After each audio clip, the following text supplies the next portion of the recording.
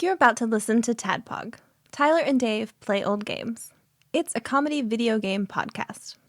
We would like to stress that the hosts are not experts and are really just very crass commentators.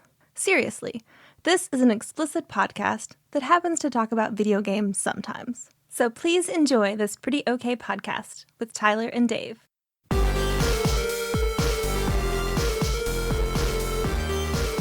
Hello, Internet! Hello! And welcome to another TADPOG podcast. It's a game where 2 to 3 warriors of old pick up their respective weapons and do battle over your ears. The last part was like a 5-year-old child. Your ears. Your ears. My ears hurt. Your ears. We're battling over their ears. We fought for your ears. When I wear earmuffs sometime, it hurt my ears. I used to break you my cow lamp. Respective weapons. I like that. What would our respective weapons be? They have to be from the movie. Which there are a lot of weapons. There's in a the movie. lot of weapons in the movie. Conan the Barbarian. I like the one that had they looked like diamonds sticking out of. They were like it was in the part where he was fighting in the pits. Oh yeah, Yes. the gladiator. It had the leather. Your things. Ninja Turtles came with them as the one little thing you didn't know what it was. Okay. yeah. The punching dagger. Yeah, punch daggers. The thing. Yeah, I don't know forget what the actual real name for is, it. but Yeah. It was a pretty cool weapon, Yeah, although impractical. I mean, you literally are wearing,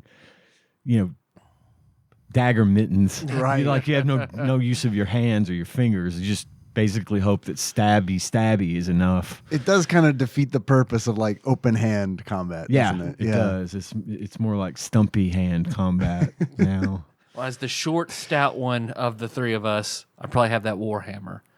Yeah, the one he's That using when he's Warhammer. riding that horse. I felt like that was impractical though, man. I was That super thing- impractical. Oh, at yeah. that See how time. hard it was for him to swing that thing, and he it's was a prop. big dude. Yeah. It's a prop. Yeah. That whole I know we're not talking about the movie yet, but that whole scene at the end where they're on horseback and it's it was so difficult for me to be I'm not a fucking expert, but there's no fucking way. I don't care how much Crom is getting involved. Yeah. That two dudes on the ground could defeat 12 riders on horses. It's wars were literally lost because of they didn't have horses. Yeah.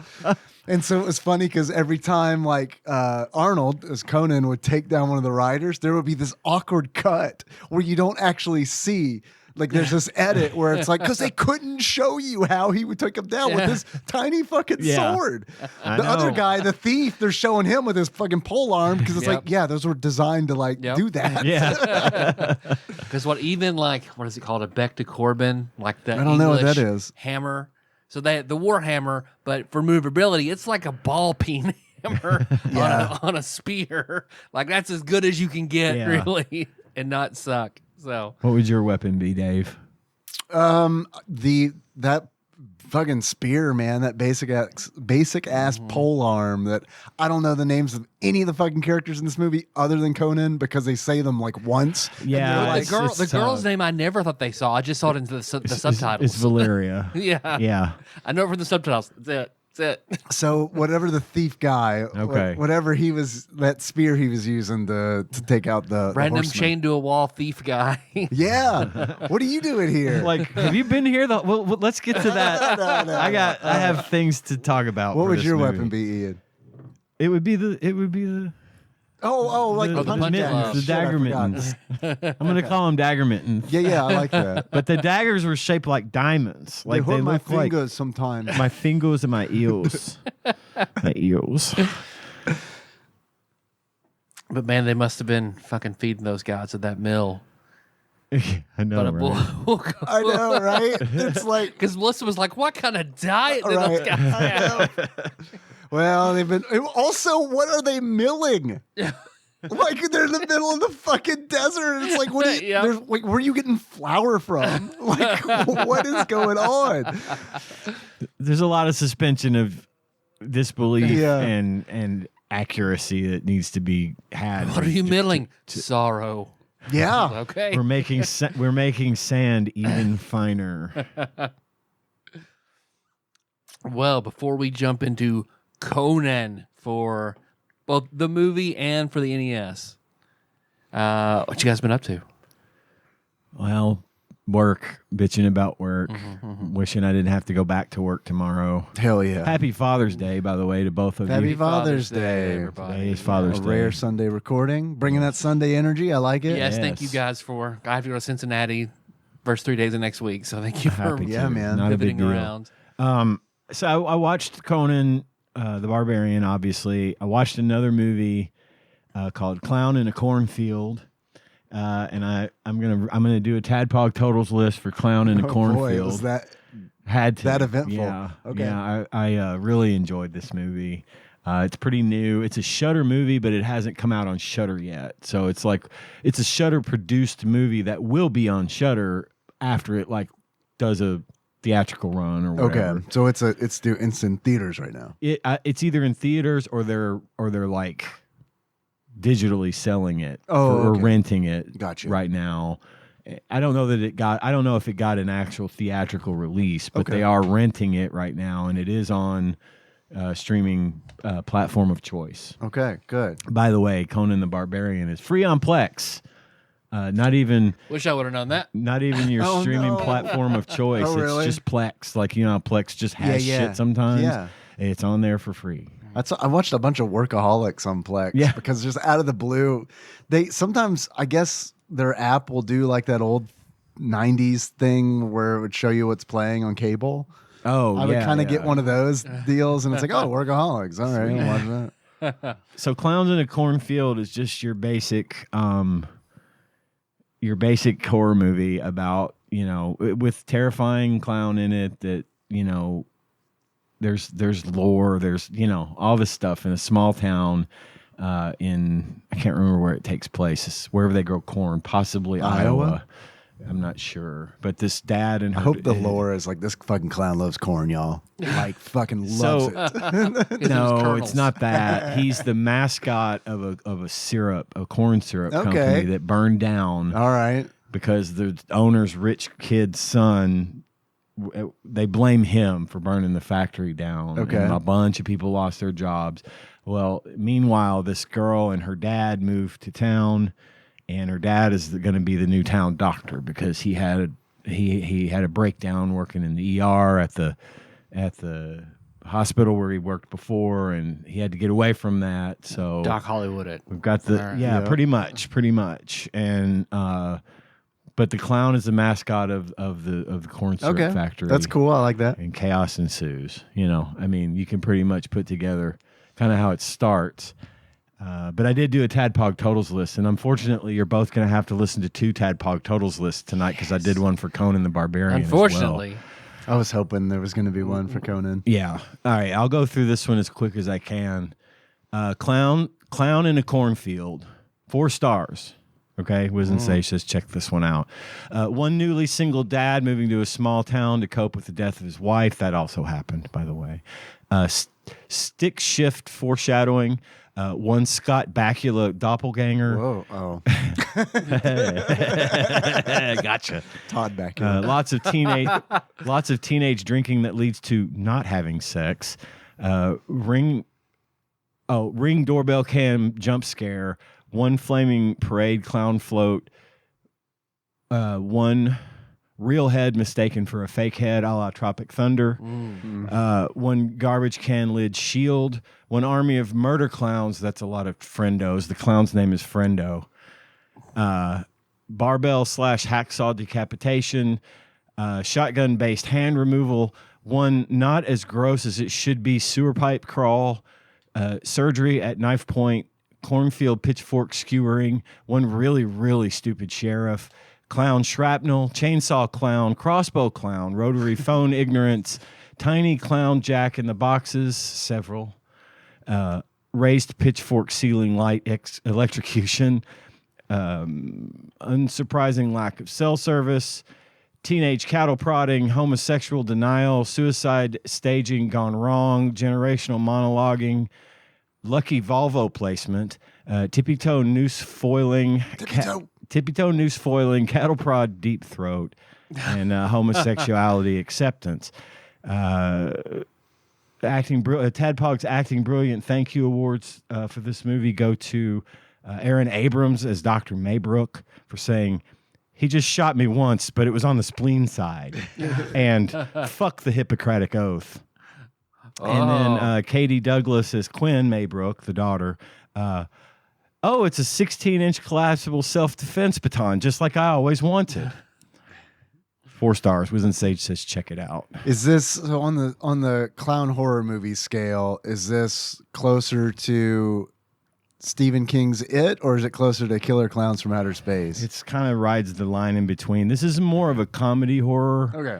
I mean, it kind of sounded like it was. It was. But it's also got a lot of really good, scary stuff in it. So it's creepy, but they try to help dilute the creepy a little bit by having fun with it. Okay. So I did that, and then of course I played Overwatch with John. Damn. Kaiser Arc, mark me, 2432. No, it was French. Yeah. Le Kaiser Arc. Le Kaiser Arc. Sorry about that. We had a good time, though. This weekend had some good games and spent Father's Day just hanging out, watching Conan the Barbarian with Tanya. Tanya loves Conan. It's one of her favorite movies of all time. She's seen it 100 times. We have very different wives, my friend. Yeah. Had a feeling that would happen. But I really enjoyed it. So we had a pretty good day, non-eventful, just the way I like it. Jake, how about you? Well, Jake, I am not super glad that it's Sunday. But it is nice that it is Father's Day. Mm-hmm. We got work creeping up. Sunday is always, I spend all day Sunday every day just dreading work. The and Sunday I can't really scaries. enjoy it. Yeah. So I've been playing a little bit of a game called Final Fantasy 14. I don't know if you've heard of it. I got that, been on that warrior grind for the Occult Crescent, which I always want to call it the Opulent Crescent, which isn't even opulent. Isn't a word. Opulent is. Occult is. Opulent. Opulent of the eyeball. Maybe. I don't know why I want to say it, but I mean, several times it's just been like, fuck. My brain, it's just like, for whatever reason, hardwired in my brain that way. So I did the gold grind, got in some parties, some good parties to farm some gold, and that shit is fucking wild. Because it's like, in order to get a bunch of gold fast, the meta is you get a full party of 8 people, 7 of them are warriors, and 1 of them is a healer. Sage has been really good for that. And then the warriors, because the warriors come out and play, and because the enemies that you're fighting are so fucking strong, the reason you want to have 7 warriors is because one warrior uses all of their cooldowns, every mitigation, every single one uses all of them, and then at the very last bit uses their invulnerability, and then the rest of the group uses the Cannoneer Phantom Job and just fucking shoots a bunch of cannons at the enemies. Once those enemies are dead, the second tank in line is like, okay, it's my turn to do that. So they blow all their cooldowns while they're pulling and go invulnerable. By the time you circle back around, is the first one cooldown reset? Yes. Okay. Yeah, because the cooldown, it's not like Final Fantasy 11 where you're waiting 2 hours on Paladin's Invincible. Yeah. You have to wait 3 minutes. So it's okay. But yeah, once you've got all of them. But see, the problem is, like, these enemies hit so hard, like, shit constantly hits the fan. So it's like, someone will, like, their invulnerability would be on cooldown and not realize it. That happened to me on one of my pulls. Or they'll just get fucking swamped before they can get to their cooldown. So it's a really fucking long story to say that it was actually a lot of fun. It was more fun doing it that way than I was just doing solo stuff for a while, which was also kind of fun. You get like 15 of these fucking enemies and then like try to kill them all before they kill you. But I don't know. The meta's fun. I remember the Chains of Promathia fight that I did. Like, very few in-game content I actually did. You had to fight all the Dark Warriors at once. So that whole thing was a paladin and then 17 black mages. Oh God. So I was the black mage, and everybody blamed me, even though it wasn't my fault. Because the paladin runs up, a paladin blue mage that can throw on all their defensive buffs and tank all 5 at once. And then every blue mage hit all their shit, and then just your biggest spell, area of effect, bam, bam, bam, bam, bam, bam, until they're all gone. Then hoping, because that one of those enemies is a paladin, so he'll hit his 2-hour invincibility. Oh God. So then you have to have the paladin wait out that. Hopefully everybody is back up to do one last round and do it. Wow. But I forgot to make my sub job white mage, so I didn't have re-raise. Shit. So I didn't get back up, and everybody was like, "You ruined the run." I was like, "Dude, we were dead way before that." But okay. Jesus. Yeah, that's kind of, there's some similarities there. I'm really glad there are no 2-hour abilities in Final Fantasy 14 because 2-hour ability, a 2-hour nice. cooldown in a video game. That's insane. Like what other? And it was auto death anyway once you fucking used it. It was your Hail Mary that killed you no matter what. Yeah. So I got all the +1 gear for warriors. Now I get to work on the +2 stuff, which is going to be a lot harder. I got all the phantom jobs unlocked, and I just need to max time mage, which is really close to being maxed. Samurai, thief, and chemist. Oh, okay. So I got to max those, and then I'll be as powerful as I can be until I get the +2 stuff. Right. It's been fun. It's been fun to grind that. It's been a nice, like, also it's one of those things where it's like I can get in, do a couple fates or combats, and then just get back out. And so that's nice. It can be bite-sized or binged, which I have been binging. Big news in our house, huge news. Yesterday, Berlioz caught a mouse. Nice. And it was amazing because it was one of those things that just reminds me how super fucking simple things that happen every day on this planet can just be the highlight of a fucking day. Because it's like that episode of The Office where like the bat gets in the office and it's like that. But at home, it's like, oh, this is crazy. What the fuck? And then like Henry, the listeners won't be able to see this, but I want to show you guys this photo. Henry got a photo of Berlioz with the mouse. Oh, damn. Homeboy is happy. Panther. Yeah, He is. so it was one of those where I didn't know what to do because Nikki wanted me to do something. And I'm like, in the photo, Berlioz has a mouse hanging out of his mouth. And he's looking at you like, don't you dare try to take that mouse from me.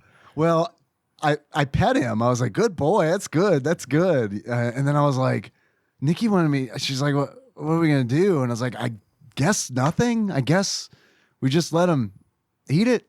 Yeah. Mm-hmm. If he wants to eat it. And then none of us wanted to watch that. Right. So it's just kind of like, all right, we're gonna go in here for a little bit. you just Berlioz be like, that's probably for the best. Yeah. You do what you need to do. And what's also great, because like Henry's fucking freaking out, man. Like he's like, a mouse, and it's like 10 o'clock. So it's like totally counter to like night vibes. But like, so Henry's freaking out. Saban the kitten is also freaking out, where he's like, "Oh my god!" You know, and I'm like, I'm really glad he got to see that happen, you know, because maybe that'll rub off on him. A little training. We'll have a little mouser. Yeah. So that was really nice. And then I'm reading a book, a tabletop rule book called Mithras, or Mithras. I found it because I ran a one shot not too long ago, a couple of weeks ago, and I got in this situation. I was running it in like old school Renaissance book called Knave, I think I've talked about it on the show before, so I'm not going to go into it now. But I thought it was really cool, but we got in those one situations where I feel like this happens a lot in tabletop games where it's like, okay, well, there's these enemies and they're kind of hard to hit and you guys aren't rolling high enough to hit it. And it's like, it's just fucking like dragging out and taking forever.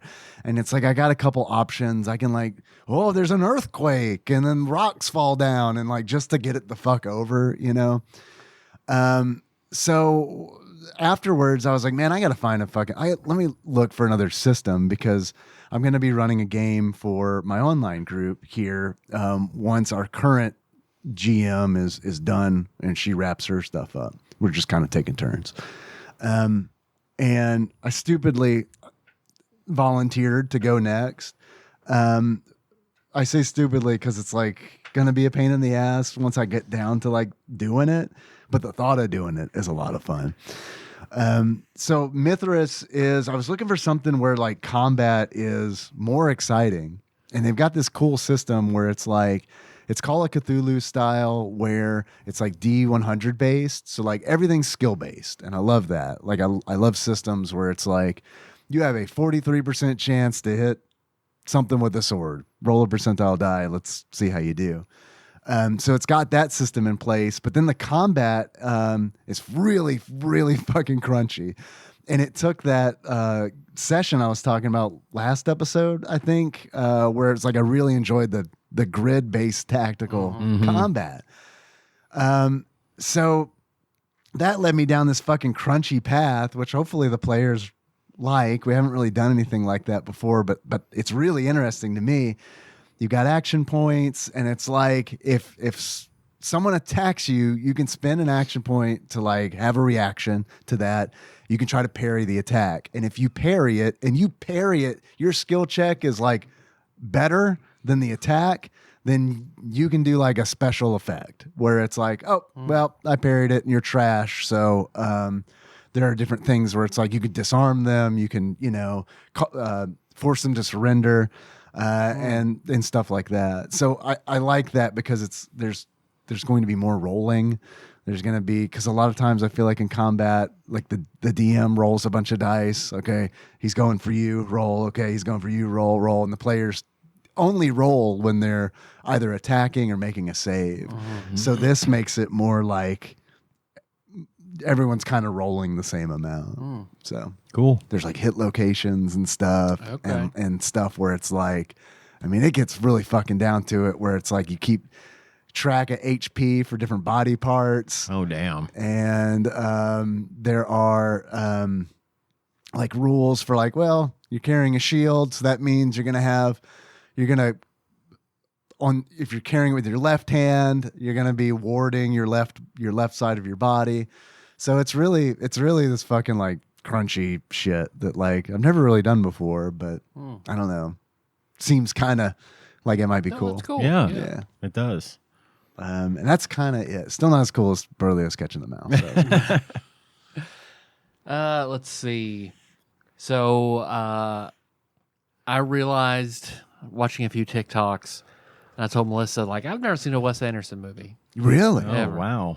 Yeah, never. Bits and pieces here and there, maybe, but never sit down and watch a whole Wes Anderson movie. And she's like, "Let's watch one." You've seen one. You've seen them all. Yeah, well, I've seen one now, and that was the Grand Budapest Hotel. I haven't It seen was that marked one. very, very, very, very well. I've heard it was great. Yeah. I did. I really, really enjoyed it. Good. Life Aquatic's pretty good too. Yeah. I like Life I would Aquatic. recommend that one next. If Okay. you're gonna rewatch, if you're gonna No, watch I would more. definitely watch more.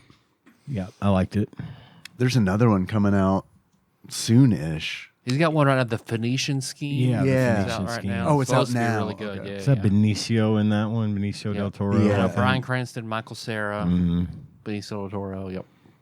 What if they're playing their characters like from Breaking Bad and Zombieland?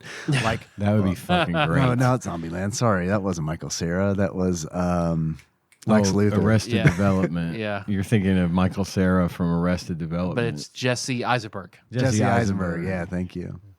That would be so like the least Wes Anderson thing to do. I think people would hate it, but I think it would be amazing. Like he directs a movie where it's like nothing like his other movies. Characters from like other universes are like in it. Like the Wes Anderson multiverse. The Anderverse, yeah. I did see a TikTok about the one actress he's been pursuing on like every one of his movies, but she will not work with him. She's like, I don't get your style. So not pursuing romantically. Well, that would be a no-go either. Jodie Foster. Oh I yeah. want Jodie Foster so badly, but she's like, nah, I don't really get what you do. So no, thank you. Is she acting like it? I Like think she's been directing more. She was just in True Detective Night Country last year, which is a series. This True Detective series on HBO. But that's the only thing I've seen her acting in a while. So, but we watched Sinners. We rented Sinners. Good. At home. I loved it. She was like, I've seen From Dusk Till Dawn, and that was better. Yeah, well, that was that was the comparison I wasn't going to make last week, Yeah. just in case. Yeah, but it's very That's where I much- went to. yeah. Like before I saw it, I thought, no, I think they're going to go that route. I think they did it differently enough. Yeah, And it was a completely different kind of movie. Yeah. Obviously. but it did feel to me like the pitch of that movie, if there was a pitch, was we're going to do From Dusk Till Dawn, but we're going to do it in Mississippi in 1892. Right, Yeah. right. I mean, that right. like if you told me that, I'd be like, yeah, okay, that's probably Yeah, exactly. all right. So who's going to be in it? Michael B. Jordan twice. Okay. Who's going to direct it? Ryan Coogler, the Emmy-nominated director for Black Panther. Oh yeah, no, we're gonna greenlight this guy. It's fine. But I love the characters of Smoke and Stack and Yeah, Yeah. everything going on with all that. I thought it was really, really good. I thought at the beginning of the movie, Michael B. Jordan's Southern accent needed work, but then it got work and it got better throughout the course of the shooting that movie because it was a little off. there was. So I loved that movie. I thought it was great. I do feel like I want to share this with you. It was one of those movies where it was like 10 minutes in, I was like, there ain't a single goddamn good white person in this movie. Right. I'll bet you $100 right now. There's not a single good white person Not in this movie. one. And then like this is like major spoilers for the movie, obviously listeners. So sorry, but like I guess skip ahead. I don't know. We've already fucking fucked it all up. But once again, I thought it was really good. I was very entertained. I liked it a lot. But like at the end, I felt like it was really like, oh, and the Klan is here. Yep. Like the Klan just shows up at the end, and it's like, okay, well, I mean, all right. They just needed the scene where Yes. they Well, killed a you bunch see of Klansmen. you see the Right. mask in those people's house. The first Yeah, two people that yeah. return, Right. They have it in there, but that's the only I know, reference you see but to it. right, period. right, yeah. Because Nikki mentioned that too, and I complained about that because I was like, I like the movie, but it felt super weird that all of a sudden the Klan shows Right. up. It's as if we didn't have enough problems. Right. We've been through a lot. We've had a bit of a night. And so it was- let's not have to add more onto that. It's probably it's probably a mirroring of the vampire attacks. And Yeah. so I get it. Like, Yeah, there's some symbolism there Right. for sure. The only thing I would have really Thematically, I liked to get have it. seen was like the Native American hit squad turn back up again and fucking put some vampires through their paces. Yeah. Like, I would have loved it. Yeah. It's the only thing that I felt like it was missing that I really wanted to see. well, I got excited for a split second when what tribe was it? Do you remember? I'm not sure. But when they show up, they're hunting something. I'm like, oh fuck! It would be amazing if what I thought was going to be a vampire movie is actually like a Wendigo movie. Oh, Like that would be yeah. like such a fucking awesome left turn. I loved it when Skinwalkers. Yeah, Yeah. hell yeah. I loved it when the in the scene with the First Nation people when he said, "All right," she's like, "You need to leave," and he's like, "All right. Please tell me you didn't let that guy into your house." And she's like, "Just get out of here." Okay. Sorry, hate it for you. We tried. All right, let's go. So this was last Friday was my last day at my previous position. So Melissa and I went out to Nashville to celebrate this weekend. Got back just before recording started. Oh hell yeah. So we went on the way down. We stopped in Clarksville and ate at a place called Takumi Hot Pot. Okay. So it was a hot pot. Takuyu. Takuyu. Well, last time we went, they had like robot servers and stuff, and it was really cool. But we ended up leaving because Melissa like saw all the raw meat, and she was like, "I don't feel like doing this right now." And the robot's like, Okay. just eat it. Just eat it. It's fine. How do you know you don't like it if you don't try it? The fucking like manacles on the chairs. Clamp in place. Eat the meat. But this time, yeah, we each got like I got the Szechuan hot, and she got the chicken stock, and then of course it's all you can eat for $30 a person. 5 extra if you want the barbecue. So we each got the barbecue and all the meat we wanted. You just have to pay extra per pound of food you didn't eat, but you can have all you want. You just can't order and have anything left over. Would you? It sounds excellent. Would you say it was excellent? The hot pot part was okay. The barbecue part, great. And they had 2 full buffets. You could go get more vegetables and stuff like that to add to it. The hot pot, like, I'm just boiling paper thin meat, and it's kind of like I can taste the hot, but it's like not super like salty, or there's not, the hot pot I was disappointed by. But the barbecue, like the beef bulgogi, we had the big brazier in the middle of the table and shit. That was great. But can't say I'm in a rush to do it again. Fun experience, but I'm just crunching some numbers here. 35 per person comes up to $70, and then you got a tip, which let's just say at least 20%. So then you're like, what? Is that like $84? Cheaper than you're gonna get a Switch 2 game. Just want to point that out. Yeah. Like after tax. Yep. So I just wanted to say that. Sure. The nice Yeah, dinner yeah. with your wife. Yeah, a Yeah. fun experience. In a the city. experience cuisine that's Not different. even. Yeah. Just wanted to, I don't know. Yeah.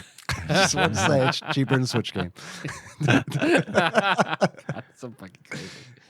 Let's see, where else did we eat? We had on the way back today, she said she wanted Italian, so I went to this place called Il Formino. It was okay. Yeah. Like you walk in, like it is staffed by either very convincing actors or Italian people. Please be actors. I'd love to see that casting call. Needed. Italian looking man? Italians, please do not apply. But it was Italian servers and hosts Mexicans in the kitchen cooking the food. That's what I was gonna So that's say. exactly what It was like one of those where you it's can like see it. There's an open kitchen, so yeah. But the food, I'm kind of with Dave Portnoy. I like to pick it up and not see a lot of flop and it be crispy all the way through. This was like wonderful crust on the pizza, and of course, it was clearly hand tossed. Like, was it machine made? But it was just fucking soup in the middle. Like, you pick it up, Really? you got wonderful crust, and then just flaccid pizza. yeah. Was it like olive oil? Like, I mean, how did they do it? They had a lot. Did They do had it? a lot of classic because we Yeah. got the margarita and the diavola. So I had like spicy salami, and then she had the classic margarita. Yeah. Which the margarita was just cold cut on top of it, which I'd seen it baked, but I mean that's fine. She wasn't really into either one, Sure. so it was okay. I can't say I'd really recommend it unless like that's the kind of pizza you like. I like a really crunchy. I do too. I mean pizza. So The well baked. yeah, but she went to it was like The light bake. Baker Bear or the Baked Bear. That place, that was fucking fire. What was it called? The baked bear? The Baked Bear. I posted where I was on Facebook The earlier. with baked it. bear. Yeah, the Baked Bear. So it's the sequel to Cocaine Bear. Oh, yeah. Right, yeah. He's A like, lot man, more low This key. this one finds a bunch of weed and just eats it and like kind of chills. fuck you guys. Almost had a heart attack last movie. We got to do like, I need something else, Yeah. something different. But it was a ice cream sandwich place. So you would go in and they had like tons of cookies you could pick for the base of your sandwich, and then a scoop of whatever ice cream and then whatever mix-ins that you wanted. that's a good idea. So it was.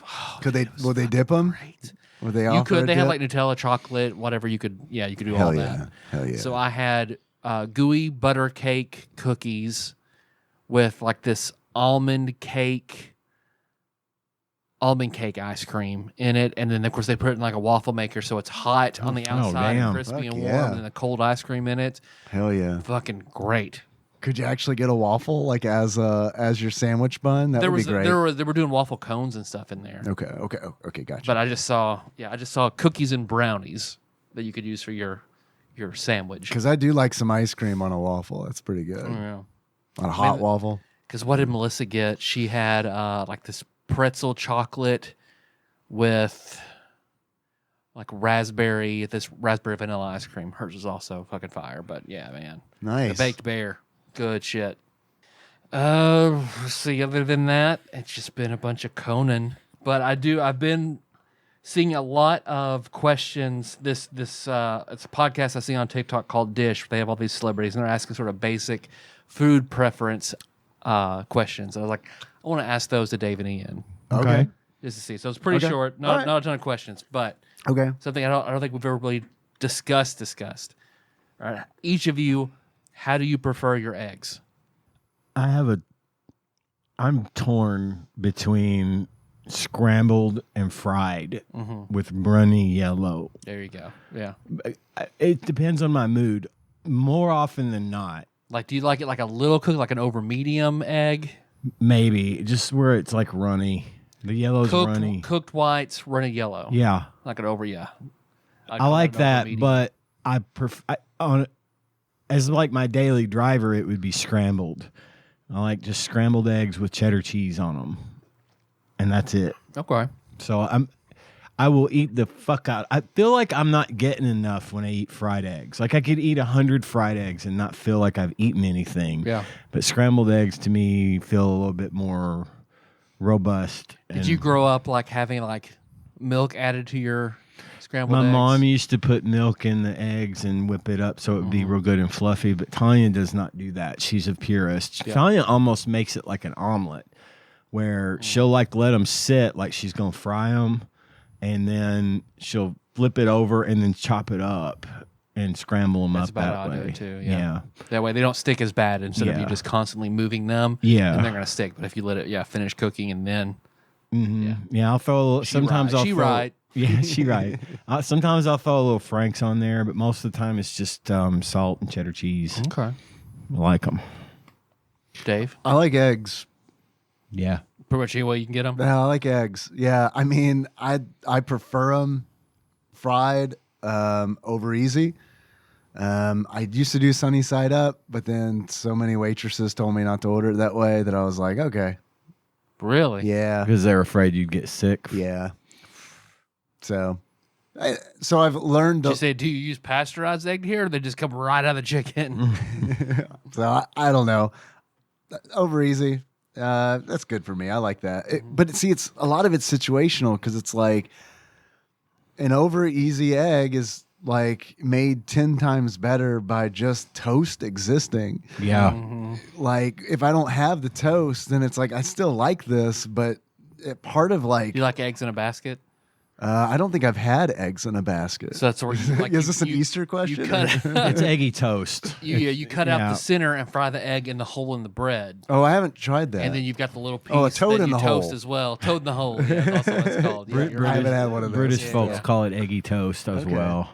No, I I haven't. ate a fucked. My mom made that a lot growing up. I probably would like it. I would try it. I also really like omelets. I don't know if that's on the table as That's a choice. eggs, yeah. Omelets are good. Omelets are real good. I love omelets. It's like man. the next best thing to me of scrambled, right? It's kind of like scrambled, only just fused together. Scrambled for me is tough because not because I don't like scrambled eggs, but to me, scrambled eggs equals failure. Because whenever I fail to flip a fried egg, it becomes scrambled egg. yeah, I So get I'm that. never happy when I eat those. Right. But I've been to restaurants and like usually when we go to like trips, breakfast is catered at the hotel, Right. And scrambled eggs is pretty standard, and it's always a treat when it's real eggs.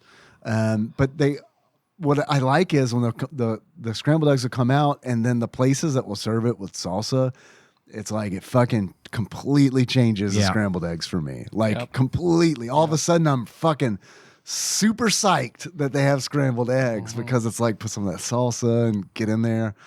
So That's been my diet meal. Has been scrambled egg whites and salsa all yeah, over it. you don't fuck with the yolks. Is there cholesterol? I do. thing, I'm or- all for it. Yeah. I just, if I'm like almost at my calorie limit, I don't have a whole lot left. Well, then I need a whole carton of egg whites for 250 calories, and then like 40 calories worth of salsa to smother all over. I got you. And that- yeah. I got you. Otherwise, I'm all for eating eggs as long as I have the calories. Yeah. I just fall back on egg whites because it's just not a lot of calories. Right. Yeah, and a lot of protein too. So yeah, I don't know if I have to choose from all of those. What's three. your omelet? What's your go-to omelet? I mean, jalapenos are in there for sure. Spinach, so spinach, jalapenos, and then ham. Okay. IHOP has a really good spinach hollandaise omelet. that Really? I enjoy. I really like it. It's good. I always love a poached egg. A poached egg. Yeah. Poached egg on something. Yeah. They freak me out a little bit. Yeah. Yeah.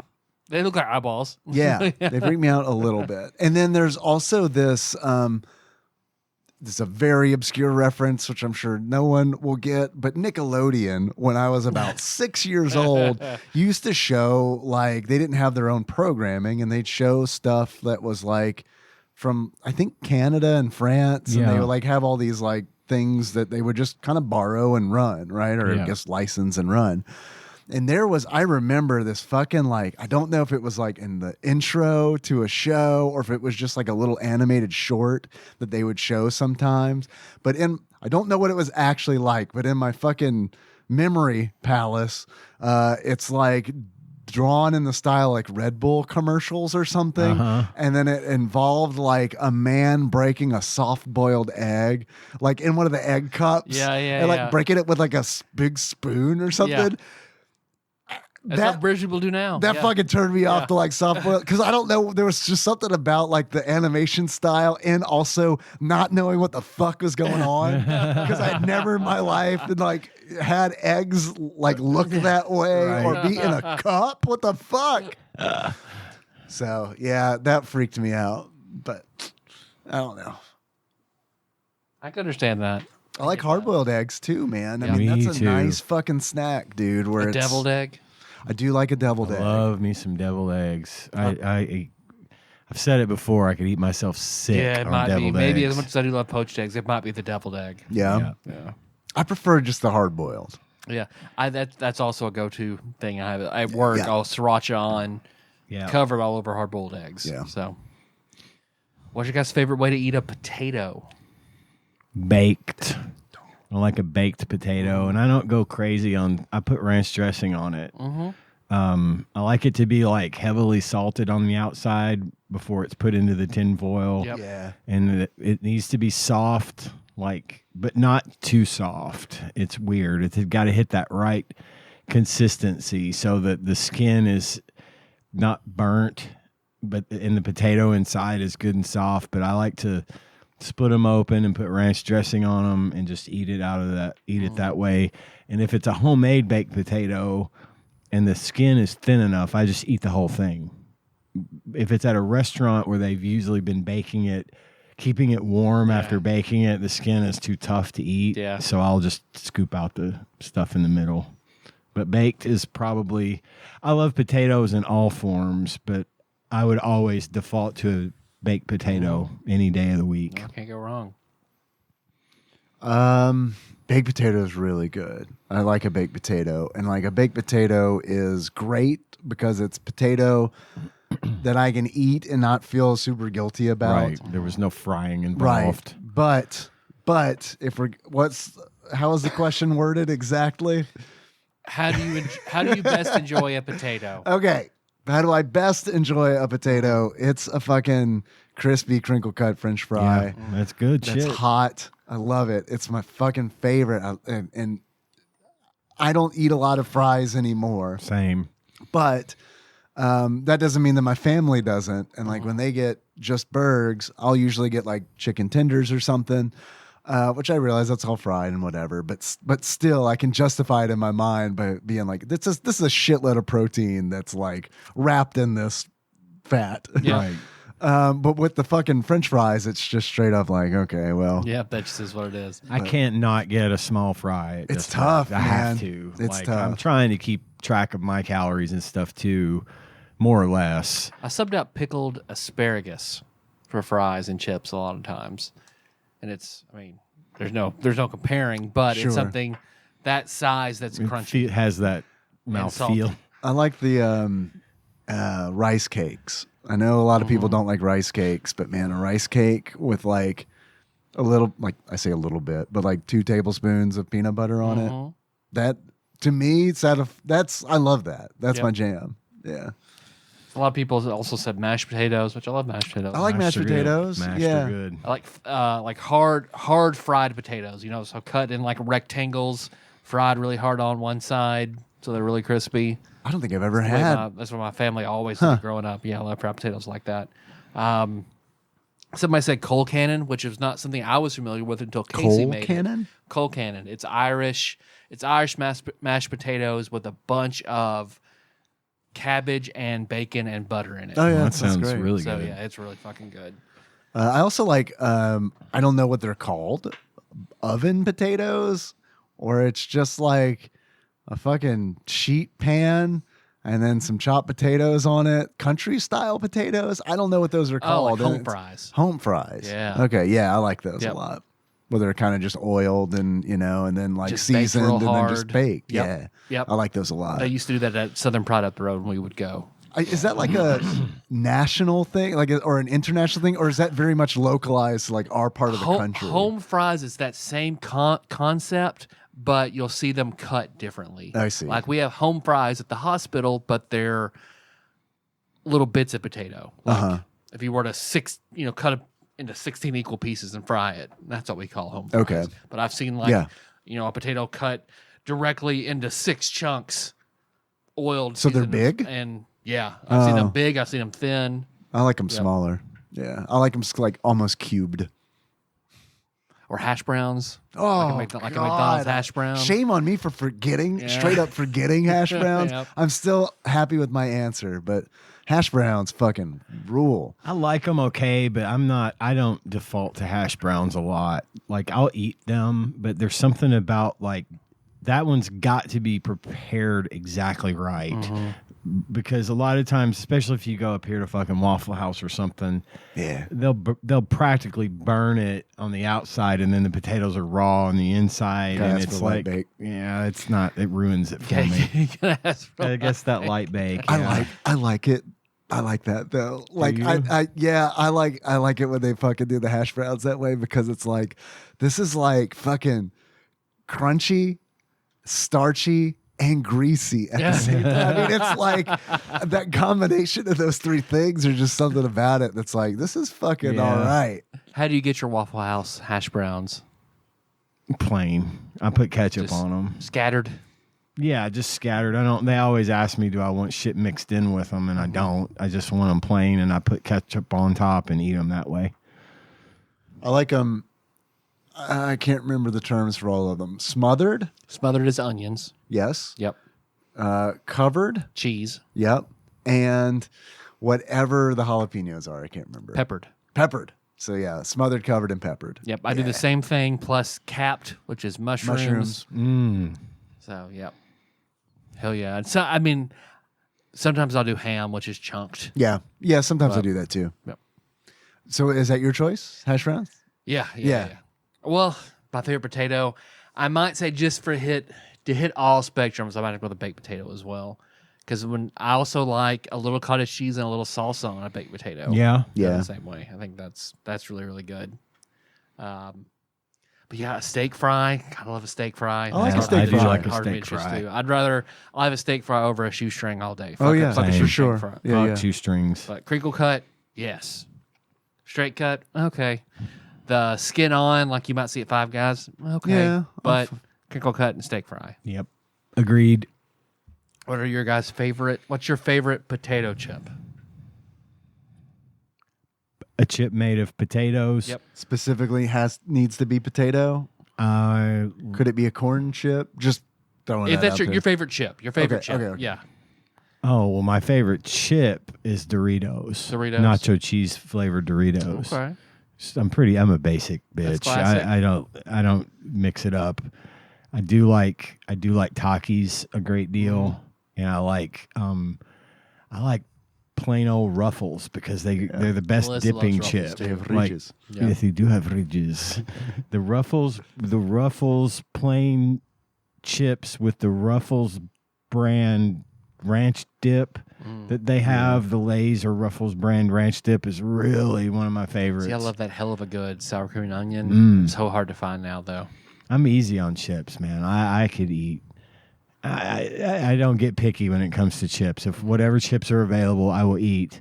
Except Sun Chips. I don't like Sun Chips. They're too grainy. They are very They're different. different. Yeah. I know they're designed to be less unhealthy, but if Remember I'm that eating bag chips, I'm for a not minute? trying to be healthy. Yeah, The the recycled noisy super ass noise bag. Yeah, we had those. I remember we had those at work. You could tell when anyone, always when someone knew, was getting yeah. into those. But my favorite overall go-to, if this was the only chip left on the earth to eat, I would be fine with Doritos. That's a Nacho really good cheese. choice. It's tough for me because I also like a lot of chips. I love, and if you start like including like dips and salsas and stuff, and all of a sudden it's like I don't know. That changes. Super some thin, variety. super Yeah. thin restaurant style corn chips with really good salsa is I can make a meal out of that. I love that, but like I feel like I have a hard time finding like an off the shelf from a store bag of chips that like. I have a suggestion for you. Do you? What is I it? can't remember the name Okay. of it, but when I figure it out, Okay. I will tell you. All right. Yes, please. Because I love those. I don't know. We get with a lot of like tortilla chips and stuff. I think the cheap stuff's really nice. Where it's Yeah. like it Melissa just- loves Santita. Yeah. $2.99. I love Santitas are those. great. I think they're they great. are. Mission makes really good I know. ones. The thin Yes. and crispy ones, they're real good. I don't They're know. cheap. Yeah, and it's like I don't like it when they get all fancy. Like I can tell you what chip I despise is I don't even know if it exists anymore. The Tostitos scoop. Scoops. I Yeah. I fucking knew you were gonna say hate that. the fucking They're impossible scoops. to bite into. And then they break There's constantly. a whole Yeah. thing on The Last Man on Earth about Oh, really? scoops. Really? I need to watch He it. goes, he finds some women that are alive and he wants to impress them. He's like, I'm gonna go get us some chips. And he's going through the store, all the chips, and he's like, I'll get him this, this, and this. Who the fuck likes scoops? And moves on, leaves them there, and then that's That's of the course. the woman she used to be Ted Danson's wife. Can't remember her name. I don't know. Dark hair, wonderful actress. That's her, and she's like, you didn't get scoops. Those are my favorite. And doesn't everybody like scoops? He's like, yeah, scoops are so good. I hate them. I fucking anytime I've ever had fucking scoops, I've been like, damn it, why can't there just be regular fucking tortilla chips? There was no reason to do this. Yeah. Yeah. I know. It does a perfectly good job of scooping salsa. Like, Now, one time I have had the Tostitos scoops that I liked them. Was that somebody had like a Super Bowl party or something? A bunch Yeah. of them laid out in like chili in them. Like they put like it was. little chili or It's like a with little chili quiche. little quiches. You turn them into like an Okay. appetizer. Yes. Yeah. that was I'm fine. down. But That for sounds good. just everyday salsa consumption, scoops are the worst. Yeah. Mary Steenburgen. Yeah. Oh, yeah. okay. Well, no, you go ahead. You were talking. We were interrupting. Well, I went on a crazy It's tangent. not about scoops. Yeah, Scoops Haagen-Dazs. My favorite is like it's tough, man, because it's either baked Lay's barbecue or I fucking love a Pringle. Pringles I are fucking fucking love a Pringle, and Pringles are straight up where it's like Nikki will get the sour cream and cheddar Yeah. Pringles, I think they're called, and Yeah. those are like. The light blue tube. Oh my God. Yeah. Yeah. Those are like whenever she busts those out and I'm eating a sandwich, I'm like, well, let me have one of those. I don't have to count one. I eat one. I don't have to count that. And then I'm like, all right. And then I'm in the kitchen fucking counting out chips like a fucking Vegas dealer. 1, 2, 3, 4, 5, 6, 7, 8, 9, 10, 11, 12. Okay, there's a serving. Gonna eat that. See, I love the sour salt and vinegar. Yeah. God, Fuck damn, yeah. those are good. Salt vinegar chips are fire. Classic. I love them. That's like a sleeper for me because I remember being a kid and fucking hating Same. salt and vinegar Same. chips. But like I reached a certain age where it was like, oh God, These are fucking delightful. This is perfect. Yeah. Yeah, I love vinegar. Love it. the baked Lay's sour cream and cheddar. Yeah, as those are well. good. They're Those good. are I haven't also had fucking those. great. Well, I like a Pringle because it's fucking crazy, but like the uniformity of the chip Yeah. goes a long way for me It's because molded. right. Right. And I know it's it's not a chip, right? It's Right. reconstituted potato, flakes. something, Maybe, I don't right. know. but still I count it as a chip. Yeah. But like what bums me out, man, is like I love baked Lays, but it's like any bag chip, it feels like I get to a point where I'm like too bougie with the chips and I'm like, I'm not gonna eat these crumbles. Does anybody want to eat these crumbles? I'm gonna leave it in the cabinet if anybody wants to eat my fucking chip leavings, because I'm not eating these like tiny ass potato chips. So I It ain't put like my that. finger in the dip and then roll my dipped finger in the bag. I A don't little know. porcupine of chip shards. Yeah, I mean that's smart, but I need a big ass chip, man. I'm a chip size queen. I need.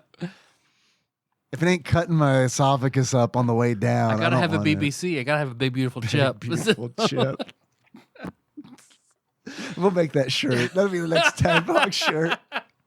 That's why whenever they brought the cats over, and I was like, "Oh yeah, God, we love BBCs around here."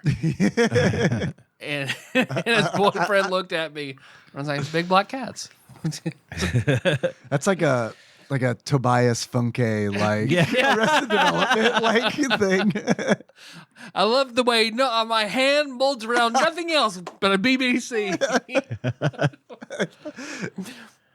Watch out, they spit up over everything. We should so there should be an episode of TADPOG where we literally just write an episode of Arrested Development or any show. The Tadpog Writers Room. Yeah. Yes. Pick a random show Yeah. and then write an episode. Yeah. Do a spec script live on air. Let's see. For me, barbecue baked Lays have always got to be number one. It's a great chip, Yeah, dude. I is. can't. It's such a good default for everything. Love the baked cheddar sour cream. I love. I forget what brand it is. Like the Kettle. I think it's Kettle brand salt and vinegar, and then Grippo's horseradish and cheddar. Those are yeah. so fucking good. I buy a bag of them any chance I get. Like if I'm at the convenient or something, and they come in bigger but not full size bags. And those cheddar horseradish chips go so good with a cheeseburger from 5 Star. You know the 5-star cheeseburgers that taste almost like school lunch cheeseburgers. Somehow they're awesome. Thick and plastic cheese on it. yes, Yeah. they go so good with those chips. It's a perfect combo. Is there a school lunch restaurant? Surely that exists, right? Man, that's Surely so that good. exists. Fuck yeah, there should be. Got to have that day where we're serving the peanut butter and honey sandwiches or the square Rectangle pizzas. pizza. Yeah, So, the rectangle pizzas where The rectangle my pizza. brain went to. Or the pentagonal Mexican pizza that we would. The chili, like chili day. There was always chili and then the peanut butter and honey, whatever that mixture is, of peanut butter that they would serve with the chili. the beauty of that restaurant is it doesn't have to be good. In No, fact, it needs to be. it needs to be pretty Kinda fucking nice. mediocre. Processed and Right? the Grippo's Maui onion. Oh, I haven't had Also that. real fucking Their good. their straight up barbecue is great. I think that's like We got their a bag in the signature house chip, right now. right? Yep. We used to at Apex. I can't remember who would get them in boxes. It was Jeff. Okay, Yeah. There's the Route 66 Montezuma's Revenge that I used to love. It's like a ghost pepper chip that's fucking phenomenal, but you can't ever fucking find Yeah. those. you saw- Mama Suma's Revenge. Mama Suma's. Yeah. You talking about Grippo's? I'm having a brain fart right now, but it reminds me of the fucking New Orleans chips, the voodoo chips. Yes. God damn, I can't remember. Zaps. Zaps. Thank Yeah. you. Yeah, I love a Zaps chip. Well, I've The got plenty more crawtator. questions, but we can save them for next time. Yeah. Okay. It's after 8, and we've got a movie and a game. Yeah, I don't want to kill the momentum completely, but I gotta piss. Yeah. Can we Let's take take- a yep, small Let's break? take 5. Okay, I am. Okay, we're back. So, you want to talk about a movie? Hell do. yes, I do. As much as Tanya loves this movie, I realized today that I've never seen it all the way through. I had never seen this movie before. I had watched Neither have I. the first half of it, but for whatever reason, the second half was a completely new experience for me. So I may have either dozed off or got bored and went and did something else. I don't know. But I really liked this movie. I had a really good time with it. And it was a lot of fun. I did do a TADPOG totals list for Conan the Barbarian, if you'd like me to do that. Yes, I would. I'd love to hear that. And this one you'll be able to relate to because you watched the movie. Dawned on me as I was halfway through the previous list that these aren't great if you haven't actually seen the movie, or if you're not like the way that Joe Bob Briggs does it. He does it right before the movie, so you're looking for these things. Gotcha. That makes sense. So yeah, it was funny that. because when you read the first list off, I was really tempted to be like, "Oh yeah, the trash can lid." Yeah. But it's like I'm also reading it in the assumption that somebody might care enough to go ahead and watch the movie while the list is fresh on their mind. Right. And But these, I love it because usually we record these very shortly after I watched the movie. Same. So it's nice because it triggers memories. Okay, the 1982 hit Conan the Barbarian starring Arnold Schwarzenegger. This is a TADPOG totals list for that movie. And I'm going to start it with daddy dog mauling, mommy head rolling, crypt dwelling, 10 breasts, copious Arnold grunting, extremely cool mill wheel aging montage. I really liked that. I thought that was a good way to pass the time. I mean, again, I'm with you with the, like, what the fuck are they feeding these had a guys? huge calorie deficit to put on that much muscle. Yeah. It was 20 years. 20 years he was pushing that wheel. Big wheel, keep on turning. Proud Arnold, keep on burning. Which fucking turned which burning? God doubting, copious planes jogging. One James Earl Jones with long hair and bangs. Giant snake slaying, one failed virgin sacrifice. Several traveling montages. Nomadic flower children. Lots of doom chanting. Homosexual chicanery. That was one of my favorite scenes. Where he steals the guy's robes under the guise of being sexually interested in him. Temple of Doom infiltrating. There's a lot of. I got some serious like Indiana Jones vibes. It's like it's almost like they used the set from Temple of Doom when they were getting that big soup kettle. It looked like the same set almost. Vulture biting. Yeah. I should amend that. How he survives. That fucking vulture biting. Arnold Schwarzenegger vulture biting. He actually bit a vulture on the neck that was trying to I'm going to put a pin in that. I'm going to come back to that. Yes. Oh, yeah. All of these are also notes to things to talk about. Great. Perfect. Crucifixion rescue, barbarian resurrection, corpse tattooing, body part soup spilling, snake pillar collapsing, and princess rescuing. One satisfying fuck around and find out climax. TADPOG acting brilliant thank you awards to James Earl Jones as Thulsa Doom for saying now they will learn why they are afraid of the dark. I thought that was a really cool line. Now they will learn why they're afraid of the dark. But the next scene is in the fucking Is in the day. middle of the I hated day. that. I was like, because I agree, that line is so great. And then it's like, let's attack him in the day. What the fuck were you talking about just 3 seconds ago? Oh, wait. I did leave one thing off the list. Snake arrows. Oh, God. Yeah, snake Oh, arrow. my God. Snake arrows. I laughed. That was fucking, yeah. And then also TADPOG acting brilliant thank you awards to Arnold Schwarzenegger for saying one of my favorite lines in the entire movie that he's ever spoken in any movie. To crush your enemies, see them driven before you, and to hear the lamentation of their women. But also for saying they're all sluts. The sluts. 4 stars. When Was does he insane. say Just that? check it out. When they're walking through they this get fucked up town. on whatever that. Oh, and then he stuff at the punches bowl. that camel? Yeah. He bongos the camel. Bongos it. Yeah. But they're walking through town and there's all these women Right. and he's talking to the dude, the archer thief Yes. guy, and he's Yeah. like, they're all sluts. That's the TADPOG totals list for Conan the Barbarian.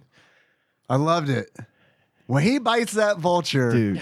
So Arnold, at this point, Conan has been caught by Thulsa Doom and is now crucified to a tree in the desert.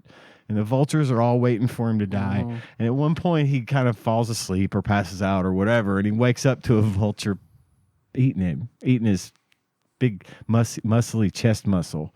And he fucking bites it, Bites its neck. and then rings it around like That a was- dog. Kills and it. throws Kills it. Yeah, and then throws it to the ground dead. That was so fucking funny to me. That is like, and as I watched it, my initial reaction was a laugh, and then I was like, this is where Venture Brothers got Brock Sampson. Because it's like, because this is how Brock Sampson would kill a vulture Yep. when he's crucified to it. You know, Yeah. it's like it's so I did not think about that, but man, you are. it's so 100%. outlandish, and the special effects, of course, are a little dated. I want to be the so- puppeteer. The right there. puppet. The vulture was a The puppet. vulture. Yes.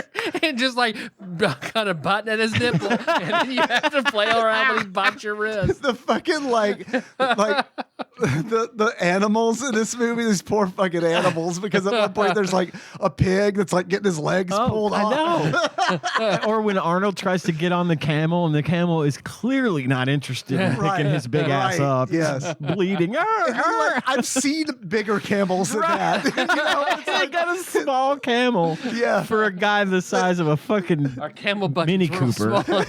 yeah. We blew it on the fucking snake arrows. We gotta get the small camel. The giant snake was Oh. cool. I loved Yeah. how that was like a practical effects that I he like that actually too. cut. Oh, his face. I thought you meant Thulsa Doone's face as he Oh my mauled God. the snake. Oh I my God. love the scene, the close up of his fucking sleeves and like his hands. His hands retracted to the sleeves. And then he just turns into a fucking snake. Yeah. The paper mache like face slightly out of James Earl Jones. It's like know. oblong going out.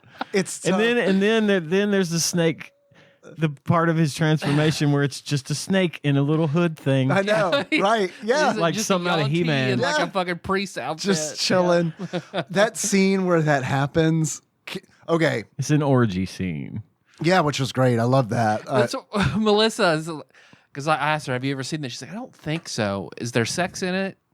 It's like I've never seen it. Like, no, I don't know if there's any sex in it. Let's see. And 10 minutes in, we're like, Yeah. yeah, we didn't see this movie. yeah, Because she could watch all the violence she wanted, but any nudity, no. Sex, no, nothing. Her dad still don't know how he edited the nude scene out of their Titanic on VHS. So it like cuts for like 3 seconds. It cuts to like amazing discoveries. well, it's a perfect transition. So we have no idea how he did it. It just like she lays down and they're getting their stuff back, picking it back up. That's funny. Because she had no idea Well, until that she, was good sex, wasn't it? Yes. well, she had all her friends over to watch Titanic, and of course, all the guys are all, oh, Here it remember this comes. scene? Hell And it yeah. just clips. We got our dicks out for nothing. that orgy scene. This is like it's really highlighted a thing that I feel like this movie did a lot, which is like, you know, Chekhov's gun. It does the fucking opposite of that, where it's like, we're gonna show you a leopard. It's looking at Arnold. Okay, just well, there. shit, that's probably gonna resolve, right? Okay, and it cuts to something else. Oh, the people fucking. Okay. Oh, they're stirring stew. They're fucking showing that leopard again. That's definitely That's a is big definitely deal gonna come leopard. in play. They show that leopard fucking twice. And then that's it. Nope. No leopard. more Nothing leopard. ever happens with the leopard. It's kind of like when they were making the movie. It's 100% what it was. They're like, man, we already filmed all this shit. Wouldn't it be cool if a leopard was there though? Yeah, I do think that'd be cool. We got some B-roll of a leopard, right? We could just show that. Fun Did fact. it sneak onto set, and the camera guy's like, Holy gosh, shit. there's a leopard. Leopard. No one's Everyone gonna show believe there's this. a leopard, so someone will see it. Why is he wearing Is a it gone? collar? Okay, it's gone. Let's just keep going. He's wearing a collar. Is it someone's pet? That leopard got paid more than James Earl Jones to be in that movie. It's Harvey Weinstein's leopard. Just leave it alone. When they're in that same scene where they're trying to sneak up on the dais where Thulsa Doom and the princess they're trying to rescue. Right. They're like, They're camouflaged so well. it's like with their broad zebra daylight flowers. in there. It's brightly fucking lit, Yeah. like with fluorescent lighting somehow. And when she's like, I'll sneak in like not hiding behind anything, but like crawls over here and crawls. And then she goes to climb over a wall and her feet hit a bunch of chains that happen to be hanging there. And then she's like down, like your stealth was gone 10 minutes ago. I think they're fucking taking -20s, every one of them. I feel like everything was kind of lit that way because when they first break into the temple of was it Thulsa Doom? Yeah. They get all the way down to the bottom where there are like all these bones and rats and shit, and it's like lit like a high school gymnasium. Yeah, it is. It's like, oh, I could clearly see that rat because there's like all of the lumens in the fucking world down here. I think this just had a lot to do with the fact that this movie was fairly low budget. I think it was 1982. And it's 1982. They didn't have a lot to work with. Now, I want to watch Conan the Destroyer, the sequel, because I bet it got a much fucking bigger budget and has a lot more because the ending to this movie feels like sequel. the ending to Neon Genesis, where it's just like, cut, here we go. And we're just there doing the ending. Yeah. Like, there's no, It shows him all Odin-like sitting on the throne. Yeah. And then it says he has many adventures. It's like, I feel like I'm missing the battle in the stones with the sharp sticks and all that, and they run him off, and then it hard cuts to big ceremony where Conan just sneaks up behind him and they have it out. Like, yeah. It felt I to feel like I'm me missing something. like It was the second career move for James Earl Jones where he basically declares he's the father of I the know, protagonist. right? It's hard to not think of that. Right? Yeah. Tanya was watching it with me and she goes, "You're not his father. Luke is your son and he That's lives not in true. space." That's impossible. The movie to me, like the script felt like, what if we made a Conan the Barbarian movie and just ad-libbed the narrative on set because it was so meandering. And a lot of times when I watch a movie, I'll be thinking, what is the point of this scene? And I thought that a lot in Conan the Barbarian. It jumps because around a lot. It jumps around Yeah. a lot. And it feels like, to me, the meat and potatoes of it is that Conan's parents were killed and he's going to get revenge. And then Thulsa Doom and all that, Yeah. like the snake temple, and like all of that kind of ties in. But everything in between it just feels like, we got to fill 2 hours. We got a 45-minute movie here. And I don't know, man. I was entertained by this movie, but if I'm being perfectly fucking honest, I felt like it was a pretty bad film. Like, to kind of come at it seriously, I had fun with it. And there's like... It is a fun movie. It is a fun movie, but I think a lot of it was just... I don't know, man. A lot of it I thought was kind of disappointing. And I think a lot of the goofiness is because it was made in 1982. Yeah. And They had a demographic that they were yes, firing directly into Absolutely. with this. And yes, the movie was a huge hit. right. It was a massive deal.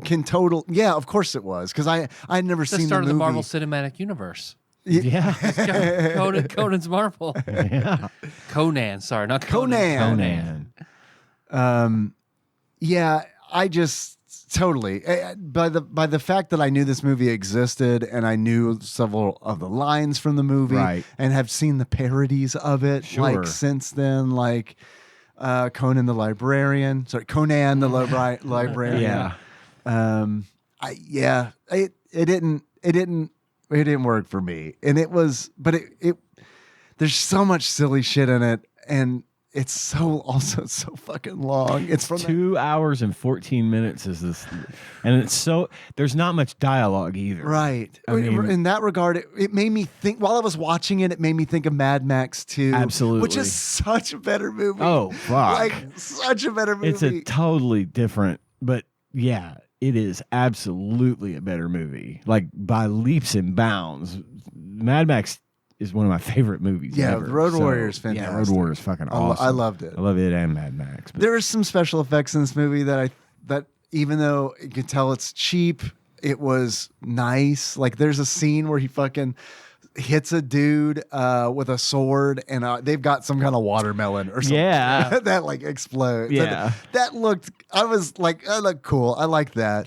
But the like snake scene where he stabs it through its head. Yeah. The other snake. right, yeah, he like the thief like shoots the head, sticks the head to the wood with the arrows, and then he cuts it off. Conan cuts it off. I like that. Yeah. It's really cool. But yeah, it was a little long for me. I think it comes from this era where it's like, longer is better. Right. And to me, it felt like it really, if they could have trimmed 30 minutes off of it, then I think I would have enjoyed it more. I agree.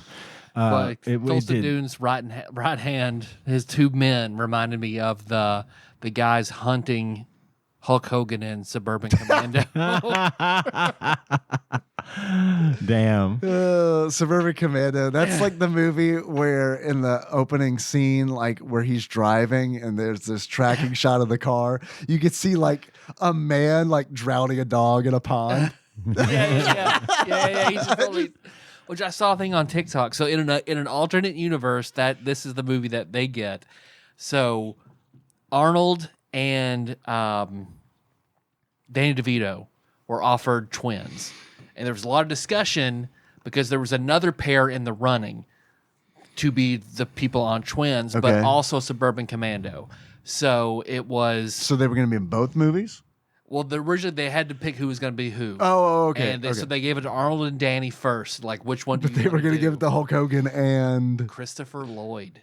Oh, my God. So it would have been a very different... In some world, we have Twins with Christopher Lloyd and Hulk Hogan, and Suburban Commando with Schwarzenegger and Danny DeVito. Damn. Wow. Oliver Stone co-wrote Conan the Barbarian. That blows my mind. Yeah. I saw that on the credits when I was watching it this afternoon, and I was like, whoa. I would not have expected that. No. Maybe that's why it was so long. Yeah, maybe. Because he co-wrote it. Might have had something to do with it. I liked James Earl Jones as the villain. He had a good amount of aura about him. Yeah. I felt like because how does Conan get so strong? Well, he pushes that millstone for 20 years and now he's ripped. Okay, how does he learn to fight? Fighting pits. And we taught him. Fighting pits for a long time. Yeah. And then he was so he's good. He's our slave. We got him real big and taught him how to fight. This is gonna turn out bad for us. Yeah. We'll show him even better how to fight, and then we're gonna feel guilty about him. We're gonna let him go, but then we'll send some dogs after him. And whenever Melissa and I are watching, he crawls up one of those ruins away from the German shepherds. Right. So, the Rottweilers in armor that the first come after him, and then German shepherds that come after him here, and he crawls into those ruins, and it's the ruins, I guess, of some Church of Crom, and he finds, a rusted, clearly like a +3 fucking bastard sword.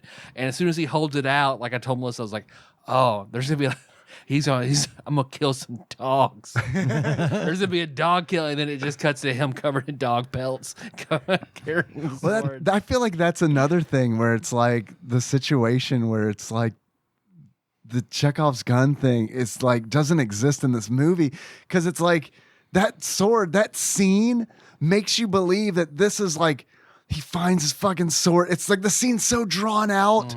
It's like he finds his fucking sword and like he beats the fucking rust off of it. Yep. Rust doesn't work that way, but that's fine. He beats the fucking rust off of it and then like holds it up and it's like it goes on. Yeah. It's like sword pornography. And then it's like that sword's gonna be super important. It We're gonna does show show some up big later. backstory later. So I felt And like his own dad's sword, which I thought like all these people must be like the finest steel smiths in the world. breaks that it They're trying right in half. His fucking sword. One swipe with Crom's sword, and it's just a piece of shit now. yeah. But he still uses it to very violently hack off Felsa Dune's Still a good head. dagger. Yeah. Yeah.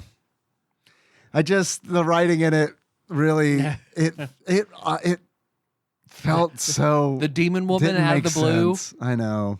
Then he fucks, and then she turns into fire and runs away, and then his next companion is changed. It's like behind the house. This is what I was gonna say. He was like, whenever he came out of the house and dude was chained up, hey, you guys haven't eaten in 4 days. I'm like, have you been here the whole time? Yeah. Did you hear what was going on in there? This is like, Did she put you here? What's the deal, man? Why you could have warned me about her, right? it is like when lit RPG invades the movie world, which it 100% is going to. Absolutely. That's like what this kind of reminds me of, where it's like, I'm going to head northwest. Okay. Rolls a d20, checks a table.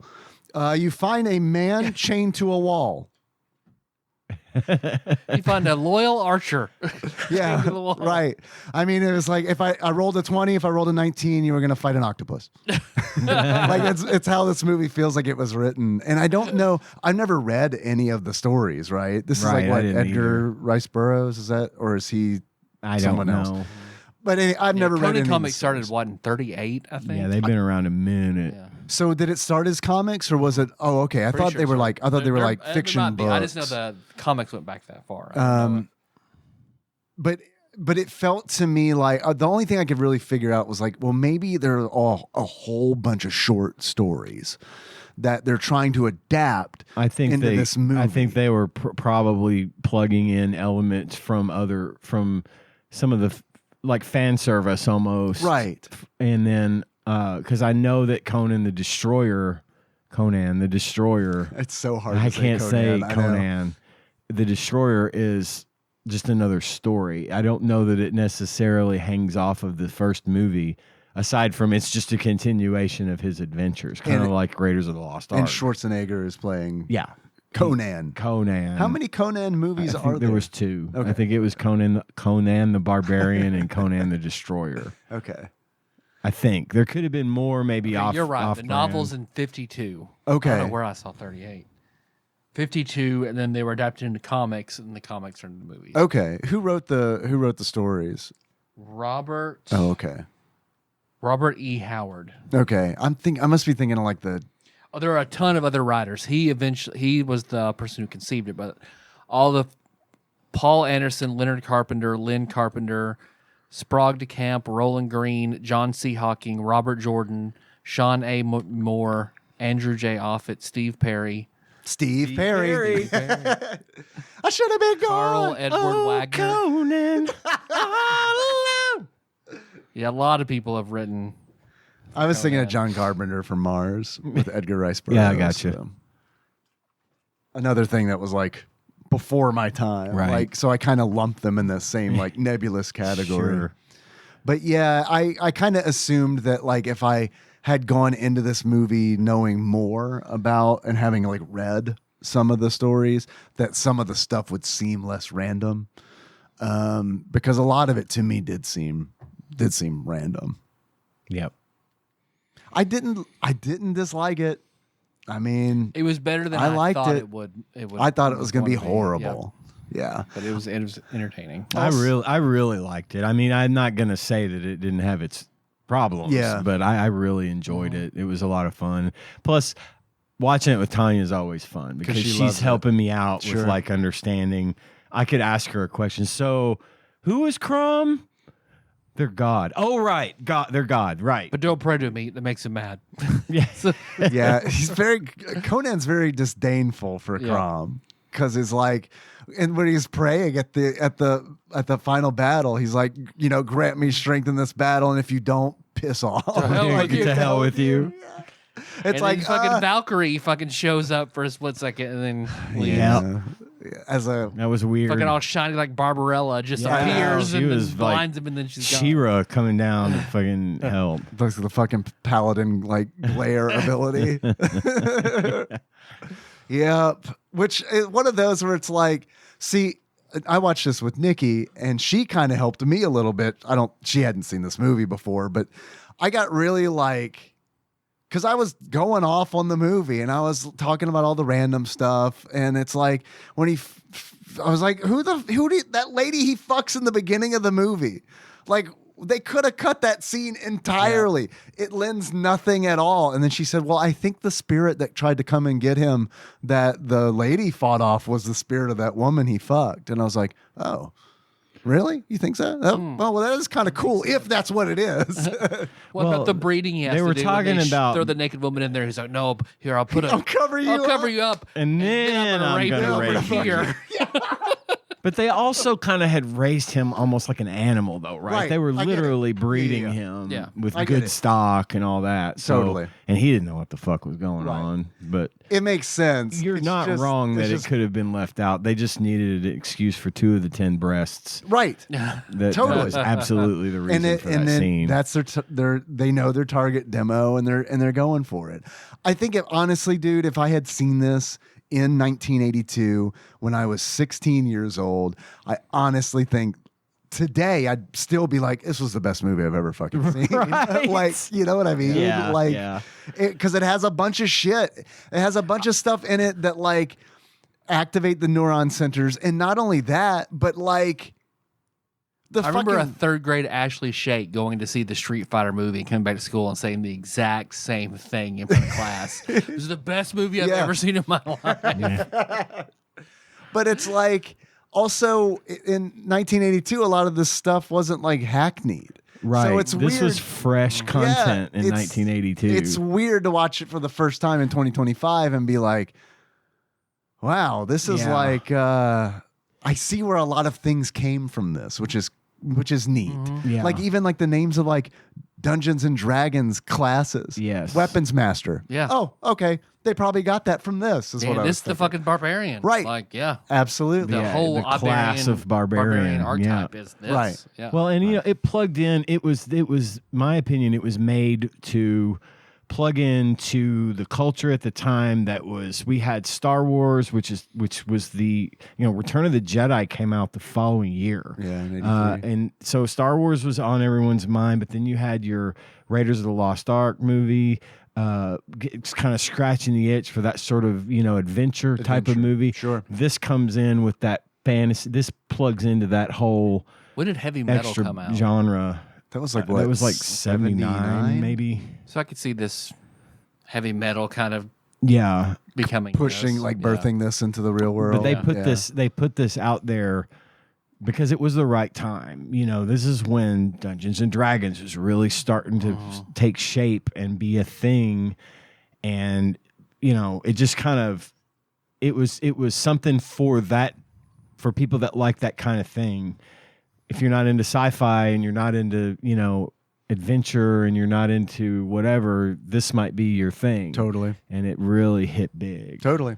I think a lot of the reason that I think it came off so goofy is because it's very Goofy goofy. It was a goofy movie. Goofy eye. Conan and his goofy And his chopped lady. This is it's so grimdark that like anything that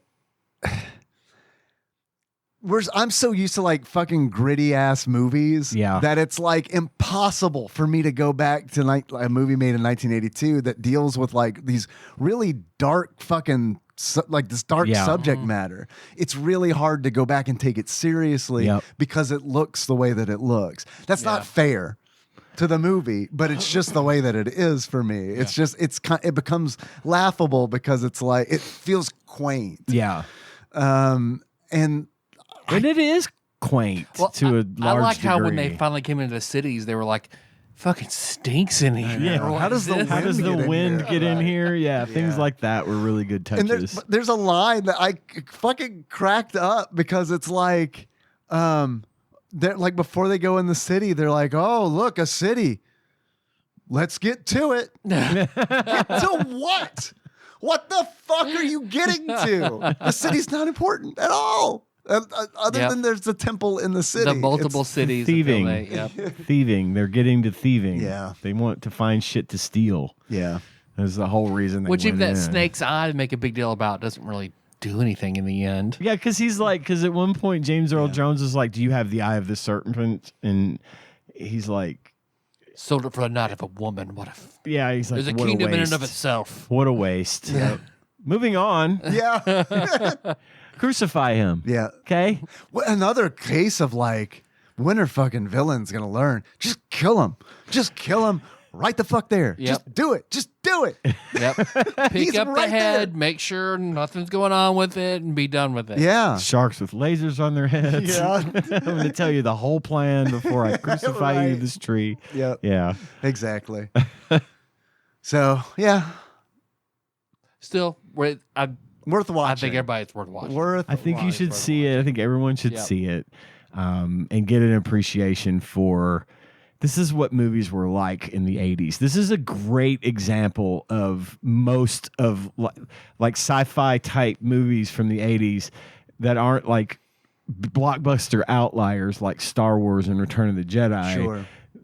There was a lot of this kind of stuff, and the some of the shit that Conan spawned in the 80s, B movies that were like this, you know, it was a saturated market there for a little while. But I do agree that everyone should see it. If only to see Arnold early in his career, right? It's I think this was his first movie. Before he's throwing bears into space as Hercules. Yeah. No, that was Lou Ferrigno. Lou Ferrigno, yeah. But yeah, I agree. I think everyone should see it and try to enjoy it because, you know, you got to remove yourself from what you know now and put yourself as a, like you said, a 16-year-old in You have 1982. to. Yeah. And I could see. My dad tells me all the time that, you know, they went and saw 2001: A Space Odyssey in the theater, and it blew his mind. It just blew his mind. It opened up horizons for him, and I fucking hate that movie. Really? I don't like it, and it bores the shit out of me. And I think but I also can respect it for what it is and the impact that it had. Now, I'm not putting Conan the Barbarian and 2001: A Space Odyssey in the same bucket. Yeah. But there is something to be said for going back and watching these old films and getting an appreciation for how they used to do it. Sure. And what used to pass as blockbuster entertainment. Yeah. Yeah, man. I don't regret seeing it. I just thought it was a funny little movie. Yeah. Yep. I got you. I get it. Yep. I get it. What about this game, though, for the NES? Oh, boy. You thought the movie was rough. We got a letter. We got an email. I do. Called it a letter. I got a How old letter. am I? A handwritten Let's check the tape. Western Union What tape? telegram. Bro, was that the Pony Express? Yes, it is. Oh, thank you. It's delivered to me on this iPad. It's all typed out, signed into my account. Did you check my computer mail? Zine Lord. Brad wrote us a letter about this game. Conan. I cannot do it. I know. I can't fucking do Well, it. I trained my brain to say Because Conan. I would say Conan O'Brien. Right. So, yeah. Thanks, Conan. Conan. The game is just called Conan. Not Conan the Barbarian. Just Conan. Brad writes, Hello. Tyler, congratulations on the promotion. Thank you. Hopefully you will be doing only one job very soon if you aren't already by the time you hear this. Yep. I get what you all are saying about games like Total Recall. When you delve really deep into 8 and 16-bit games, a game instantly goes at least into the lower mid-tier range when it meets a bare minimum of it controls okay and at least seems possible to complete. I have been especially surprised by how freaking bad a lot of the SNES games have been. It really doesn't have the rep of being a console with a ton of crappy games. But back to the NES. How's Conan? The missing link will tell us in the August 1991 Game Pro. The missing link writes, Conan is the barbarian who would be king. All he has to do is venture to 6 monster-infested locales to recover the 4 missing urns of Aquilonia. Easier said than done. Conan by Mindscape is a tough, thought-provoking, single-player action-adventure cart. Okay. The action is pretty straightforward stuff with lots of running, jumping, hacking, and slashing. The thoughtful part comes into play when the game forces you to think before you leap. For example, there are certain monsters that Conan can't destroy unless he has a particular weapon. Finding that weapon is a trick unto itself. Gameplay, unfortunately, is rough. The problem is that certain movements, such as squatting, require you to use the direction pad and hit a button simultaneously. If your timing is off, Conan may wind up leaping into a pit of fire instead of simply kneeling down to pick up an item. Like, because pressing down for jumping makes perfect sense. What fucking... Can you guys name another fucking video game where you press down to jump forward? Get the fuck out of here with this shit. Right? I was so fucking mad. This is like... At that. When I was playing Conan, it was one of those where it's like, and I don't want to call anybody out, but I got to call out Game Bug Prime Nate. Dude, Total Recall is so much better than Conan. Yeah. Because he was saying that that Total Recall he found it to be nearly unplayable. Right. Which I get, it's not a good game, and I totally get but like, dude, have you played Conan? This was unplayable. This truly is the definition of unplayable. It's like someone went in and remapped the controls. The controls are they're crazy. You could do that same jump just by pressing up and forward. Yeah. You don't need, it was like they were like, we got to make this game harder. What should we do? Circumvent the standards of controls that have been developed? This is a 1991 release. Right. We did things a little differently here in Hyperborea. So it continues. Conan is a good-looking, basically fun cart, but it complicates an intriguing adventure with uncoordinated gameplay. If you've got the patience to tame this barbarian, check out Conan. These scores are a 4 for graphics. What? Out of what? 5. What the fuck? Isn't it? What? Isn't GamePro's score? Isn't it a 5? Is the face like Conan is it looks orange fine like happy? when he's running. Orange happy. Oh, The animation of Conan himself running is okay. dude, these graphics. Other than that, for 1991, that's the date, right? Did they have the date listed? This looks like the fucking like on par with like the Goonies. No, but some of this. too, I think I want to say it's 1990. Yeah, 1991. Yeah. Come on, guys. Damn. It's 3 for sound, which is the bland yellow smiley face. Yeah. 2 for gameplay. 4 for fun factor. And a 5 for challenge. And then Xenlord writes, how can a game have a fun score of 4 when the gameplay gets a 2? Yeah, I know. The controls in this game are fucking ridiculous. They're bad. And it's like, I had to find the instruction manual online in order to figure out how to pick stuff up. I couldn't pick stuff because I up. try to press down, which is like that's the standard, dude. You press down to pick shit up in video games, right?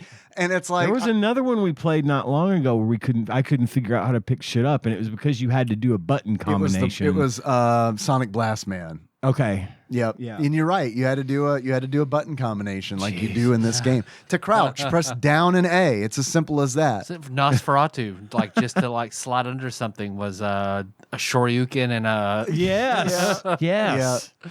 But I mean, okay, so I turned this game on. I immediately hated it. I was turned off immediately by the title screen. It looks very fucking so generic. It's like they were trying to their big idea was, okay, the movie came out in 1981. Well, let's design a game that looks like it came out 10 years ago. Make it look like an Atari game. They'll love it. The opening screen in Mavis Beacon Teaches Typing is more interesting than this. It It's reminded just me so of a DOS bad. game. It really did. It Like made a me wonder bad if it DOS was game. like a fucking port. Yeah. Because the only thing about it that like I felt like differentiated it from a bad DOS game of the time was that it's a platformer and that the screen smoothly scrolled as opposed to if this had been a DOS game, it would have been like, okay, you get to the edge of the Page screen at a time. and then chomp, chomp. Yeah. Mhm. But yeah, it plays like and controls like a bad DOS game from that time period. I hated it from the start, but it did start to grow on me when I realized that certain weapons are designed to kill certain enemies, and you have to like get them to drop off of lesser enemies. Yeah. And I thought that was really neat. that's cool. That's like a combat puzzle kind of thing. And I like that. But then it felt like once I got past that first stage where Pause, it's super, select super weapon, important. Unpause. Yeah, that's cumbersome. Yeah. Cumbersome, one might even say. I can't fault it too much because that's how Mega Man handles it, switching Yeah. between weapons, which is still not ideal, but I get it. That standard had been set. Yeah. But it's like what I thought was really not great was it feels like in that first level where you have to you got to punch skeletons until one drops a sword. Okay, and then you get the sword and you use the sword to cut a fucking hanging skeleton from the cavern roof, and then that skeleton falls down, and once that happens, demons start showing up. It's like, okay, but in order to kill the demon, I got to get the fireball off the imp. So you're killing imps, get a fireball, then you go and you fucking kill the demon, and then okay, it's the demon drops a trident. Great. Okay, you get the trident, and then inevitably you fall in the lava. And then have to do that all over again. So if you take King's Quest and Prince of Persia, put them together and put it on DOS. That's Conan for the NES. Pretty much. But I liked that. I grew to like that because it's like there's some depth here. It's like this is what the game is doing. Okay, cool. I didn't love it at first, but this is what they're doing. I'm on board now. Cool. I get the trident, throw the trident at the big manticore or whatever that's guarding me. What if I was a griffin? I don't know I couldn't tell what it was, but whatever it is, it's a big monster. Yeah. And Chimera, Manticore, Griffin. something. So I get past that first fucking stage. It's like, okay, this had a rough start. The controls are atrocious, unforgivable. However, I've found with the loop of this game, and now I know what to expect. And then they fucking throw it out the window. The second level is like there are no platforms. It's just a ground in the desert, and it's like a side scroll. Yep. It's kung fu. But instead of Do you guys know it was July 4th already? Somebody You is can hear the blowing their fucking fireworks. whole wad out God here. damn I it. mean, this is big stuff going off outside. yeah, I don't know if the This mics are picking it whole up or next not. month is going to be like that. Yeah, it is. Yes, it is. It was just disappointing because it felt like they defined what the game was, or at least tricked me into thinking that's what it was. And then the second level is so short. It's literally walk from the left to the right, punch guys. There's one kind of puzzle, and that is that there's a really strong woman who turns you into a snake if you don't punch her 20 times. Yeah, I was wondering. I'm like, what the fuck am I doing here? What Same. Do I need to jump over? Am I killing Nope. I her? turn Or what into am a I snake. doing? I don't. And then she doesn't move or attack you or anything. Well, and also she's moving her arm like this, as if gesturing to you. gesture Right. you, like you're going the right way. Keep coming, Right. buddy. It's a trick. Yeah. And it literally is like you got to stand in front of her and then punch over and over again. She doesn't react at all. There's no reaction. Nope. I just punched her a bunch of times and then finally she died. And then it was Yeah. like, okay, now I can go to the end of the stage. Of the stage, and that's it. And then the third stage is like you're in a cavern and it's essentially just a boss fight. It's really weird. It felt Got to like cut the head off of Medusa, yes. and then use the Medusa to kill the boss of that level. And honestly, Perseus this game to me Yeah. would have been better. Not the controls are never going to be okay. They're awful. But this was not. This didn't feel. Of course, I didn't read the comics. I don't know anything about Conan aside from the movie I watched today. But this was a Clash of the Titans game more than it was a Conan the Barbarian game. I mean, especially with the cutting off of the Medusa head, and the fighting satyrs in that one level. It's just literally all the characters from Clash of the Titans. And I'm like, It why could is be and just rebranded Could as be. a Conan game. I wondered about that, and not to mention that Conan looks like Lion-O in this game. He does. So it could also be a Thundercats game. It was all over the place. For It me. was. I didn't like it. I felt like heartbroken after the first level because it Yeah. felt like they put all of the effort into that first level. I didn't finish it. I didn't finish the game, so I don't know. Like maybe later on in the game, it gets like that depth back.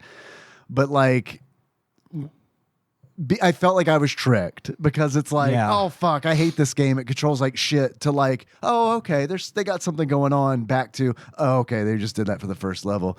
Probably expecting no child is ever going to get past this first level where Right. they have to like figure this puzzle out. When once you get past that level with the Medusa head, it's another one of those walk to the right levels, and there's a woman being burned at the stake, and you have to like shoo away the ghosts or whatever with a torch, and then she just ascends into the sky, and that's that. Damn, these fireworks! Man, they're going off. But yeah, it was a It is pretty an bad adaptation of the computer game Myth, History in the Making. Oh, So there we they go. just took that game and branded it with Conan. Okay. Stuff. All right. Yep. Thanks, Mindscape. I'd have been, I don't know, man. I'd have been okay if they had taken that first level and just like readapted that first level with different enemies a few times. yeah. To me, like, also, something that I liked about the game was like how pulled back it was. Like the proportions of it kind of reminded me of Joust a little bit. That's exactly what I thought of on that first level because it looks like the floating platforms in Joust. And it's like they're kind of spaced that same kind of way. They really are. It's really like, close. okay, like somewhere between Joust and like Lode Runner, like Yeah. reminded me of those Yeah. two things. And it's like, okay, this could be good. And then it's honestly, if they had like conformed to some standard of controls, I feel like this would have made like a huge It difference. was for made me. for the Commodore 64. So Myth, History in the Making, made for Commodore 64, Amiga, ZX Spectrum, announced for Atari but never released. So they took that, built for a completely different control scheme and platform, threw Conan on it, released it. That's why it looks like shit, sounds like shit, plays like shit. It's a Commodore 64 game adapted for the NES. Okay. and reskinned as a Conan game. Yeah. It's not great, y'all. No. And Look. a pretty late NES game I know. at that. It's I know. There's just Although- so much better they could have done. This is So I much told more. Grandma that I'd make sure that me, the boss of Nintendo, got a Conan game for her. So here's what we'll do to honor her dying wish. with all that being said, I don't regret playing it. It's not one that I would like rush out to buy, but like I totally, when I was playing it, again, I know I said this when we did Total Recall, but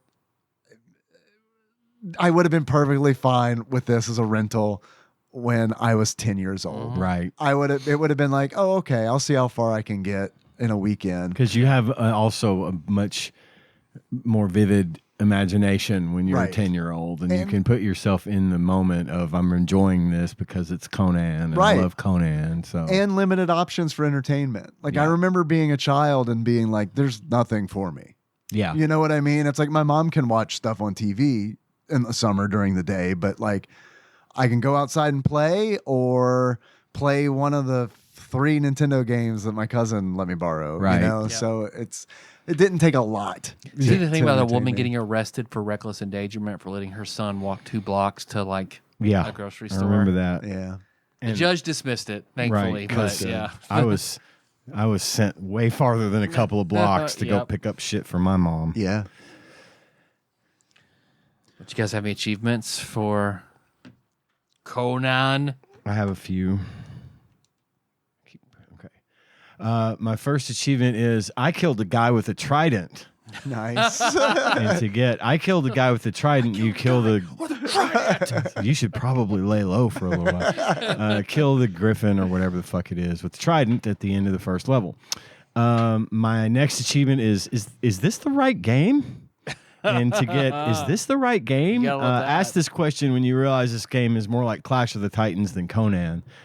And then finally, my last achievement, and on the third day, she ascended into heaven. And to get, on the third day, she ascended into heaven, rescue the girl that's being burned at the stake. And that's all I got. Those are good. I only have 3. My first achievement is Impin' Ain't Easy. In order to unlock Impin' ain't easy. You get a demon to kill an imp, which can happen. Because the demon throws tridents at you, and if there happens to be an imp in between you and the demon, it kills the imp. And I was like, fuck yeah, I like that. I like that. Also, almost all of my achievements are from the first level because like 80% of the time I spent playing it was on that level. The because speed it run for this was hard. 5 minutes and 30 seconds. Nice.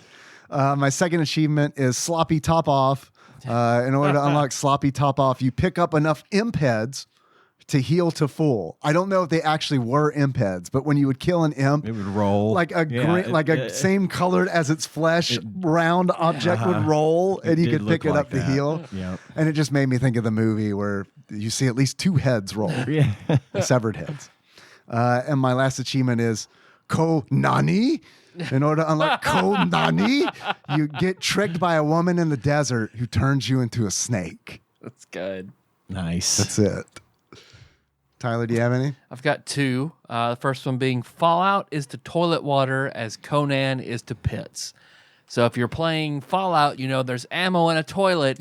It is a fucking fine line to not drink the toilet water and to pick up the ammunition. Yeah. So trying to do that is the same as Conan jumping over a fucking pit. Because if you just don't hit it just right. Bethesda, they dropped the ball on like a potential achievement. Like one of my favorite things in video games for like, especially when achievements were new, they would have these troll achievements where it's like when you die a certain number of times, you get an achievement. And it's more like not a badge of honor, but a badge of shame. Right. They should have done one for the toilet water because like everyone in that game accidentally drinks toilet. Yep. Like there should have been something for that. Pound dog or something like that. Yeah. My other one is Tomb of Horrors. You unlock Tomb of Horrors by dying immediately. Yeah, I just did. like the D&D mod. Yeah. You just fucking start and you die immediately. I'm sorry, did you say Tomb of Whores? Whores? Whores. The whores. Tomb of Whores. Tomb of The whores. Come on. That's all I got. All right. Well, fellas, how much do you think you'd pay for this game if you were to buy it loose? Don't worry, I'm not looking it up right now or anything. It retailed for $40. Hey, that's a $40. bargain. God, $40.91 with super old subject material. I bet this is a hard to find fucking game. I'm curious. It is old, and that late, they do tend to be pretty pricey. Old source material and late in the lifespan. Yeah. I'm going to go retail price of $39.95. It still holds up. It's to what still it is. the value is still what it was when you bought it new back in the day. I'm gonna say $75. $39.95 and $75. Don't worry. I totally have this information. It's pulled up. I know you and do. ready to roll.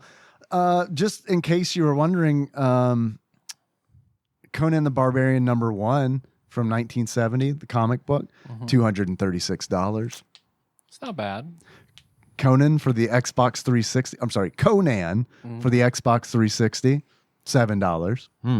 Conan for the PlayStation 3, $10.75. And Conan, The Mysteries of Time, which is not on the title screen, for the NES, at the time of this recording, loose on average, according to pricecharting.com, at the time of this recording is $69.99. All right. You got Nice. Almost got it. Yeah. What do you think Flopsy Jr. has to say about Conan the It's Barbarian? at very least uncommon. I'd Uncommon say to rare. that's- I'd say Probably. very uncommon. Say Maybe. very uncommon. Okay. Maybe.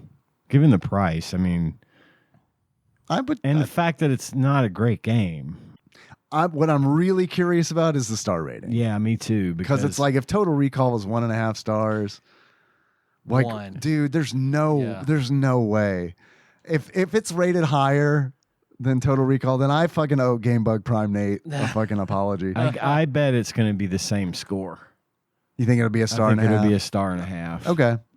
but also Yeah, I can see very that. uncommon. Is my guess. That would be my guess. You can talk me out of that pretty easily. I'm really good with the 1.5 star prediction. Okay. It's the availability. It's the rarity where it's like fuck. hard. Uncommon or very uncommon or rare. or I could rare. see it go. If it was rare, I think it'd be way more I than agree. $69.99. Yeah. Very uncommon. You go very uncommon. Let's give it a shot. Okay, very uncommon. 1.5. 1.5. Is it 1.5 star or 1.5 stars? What's the proper grammar on that? Like anything more than one, I think would be plural. Yeah, okay. Because one- it's 1.5 2. stars. It's just not one's just not complete. So Right. 1.5 stars. Okay, 1.5 stars. Well, according to Flopsy Jr., aka the Ultimate Nintendo Guide to the NES Library, 1985 through 1995, God. by Pat Contry, courtesy of Big Dicked Pie Baker Chris Vaughn. Conan. God fucking damn it. Are you shitting me? I'm sorry, Nate. I'm fucking sorry, Nate. This is a Wow. 2-star video game. This is so fucking... That doesn't make any sense. This is so backwards. It does not track. yeah. I fucking hated They were too hard on Total Recall. I hated Total. I didn't like Total Recall, but this was obviously worse than that. And this was I thought this was worse than Darkman as well. Yeah. Yeah, 2 stars. Availability, very uncommon. Hey. Well done, Okay. Ian. One of them.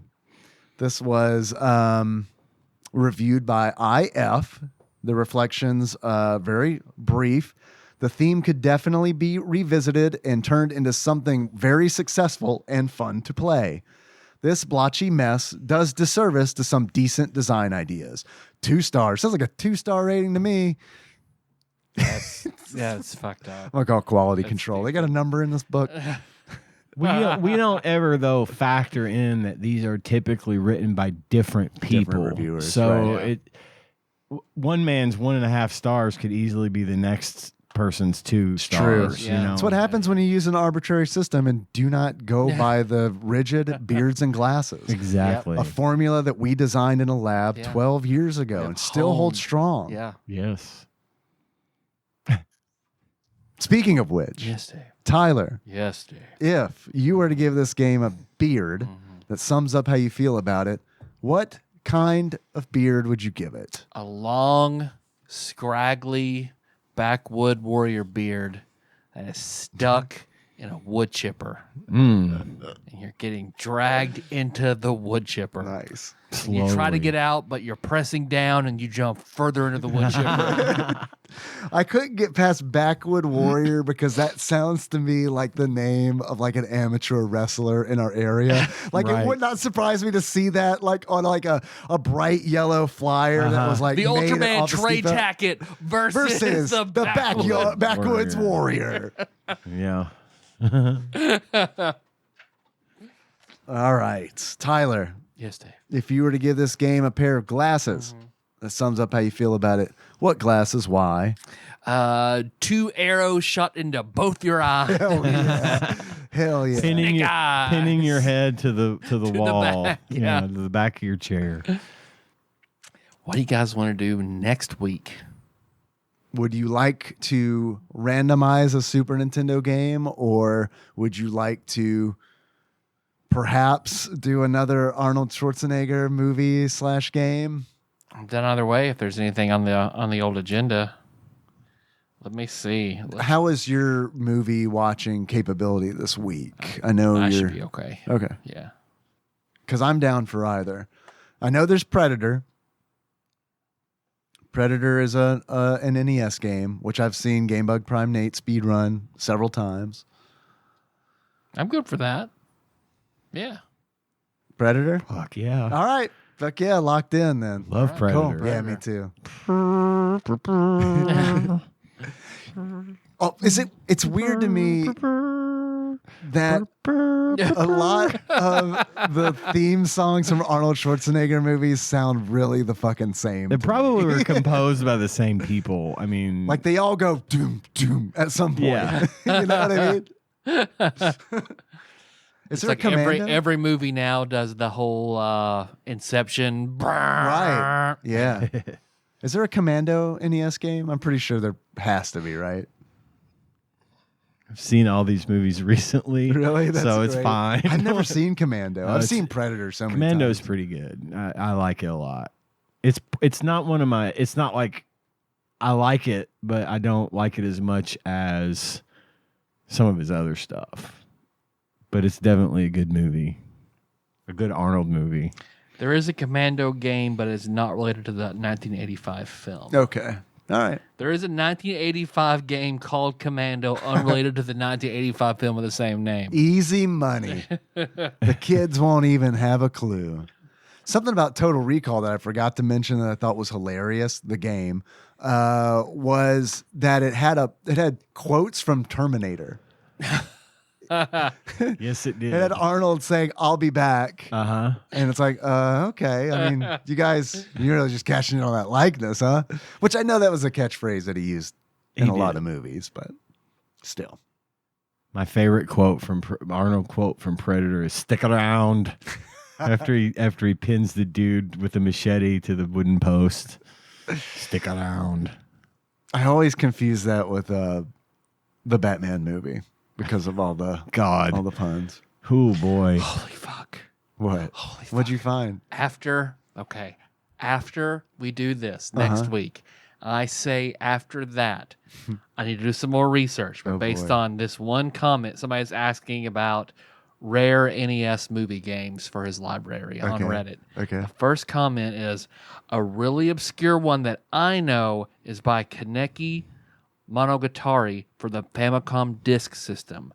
This is a Japanese-only tie-in game for the Japanese version of a movie we call Milo and Otis. That has to be real. So you guys want to do the Japanese Milo and Otis after Look, Commando? I'll do after whatever. you do some. Well, wait. Do you want to do Commando? Yeah. No, I'm all in for Commando. What game are we gonna play? Predator. Oh, okay. I'm all in for Predator. Okay. Predator. Okay. Predator. It is locked in. Let's see. What else we got? Nothing. Thanks for listening, everybody. Find the show on iTunes, not SoundCloud, not Stitcher, but on Spotify, YouTube Play, all over the goddamn place. Lots of shit going on. Most importantly, it's at Patreon. Patreon.com/TADPOG is where you can go to give us money. Hell yeah. Hell yeah. We love money. We love your money more than our money because that's money we didn't have to really earn. You just gave it to us because you like us. And so if you'd like to give us $1, we'll take it. Yeah. And in return, we'll give you access to all of our bonus content. If you donate $5, you will then become a Tadpog Jake from that point forward until you stop donating that much money. And once a month, I will read the entire list of Tadpog Jakes. I've already done it this month, so I'm not doing it today. And if you are a Jake and then become not a Jake, you're known as an oath Jaker. So you do not want to be an oath Jaker. Yes. So now you have to stick to it. This is good. Oh yeah, okay. Yeah, sorry. Tyler showed me the Wikipedia for the Adventures of Milo. Okay. Or the Super Famicom or the Famicom.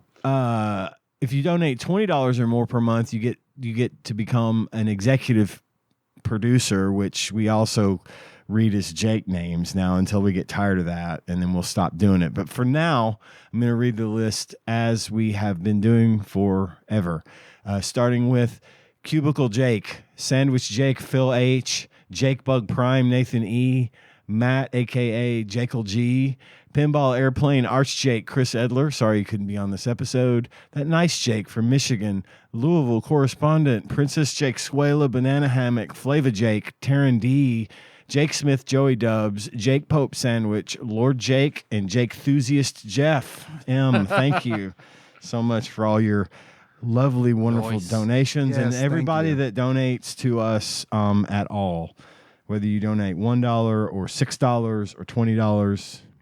In all seriousness, we're very grateful Hell yes. for that extra bump every month, and the more you can give, the better off we will be, and the better you'll feel. Yep. You better. You will. You'll feel a lot better. Yeah, you will. It solves all your problems giving other people money Yep. for entertaining you for an hour, for 2 hours and 17 minutes. So here's a long play of Koneko Monogatari on YouTube. that makes me think it might be real. I just don't know if we'll be able to, how we'll play it. I'm so sorry. Have you seen Milo and Otis before, Ian? No. I'm so sorry. I'm so okay. sorry. It's okay.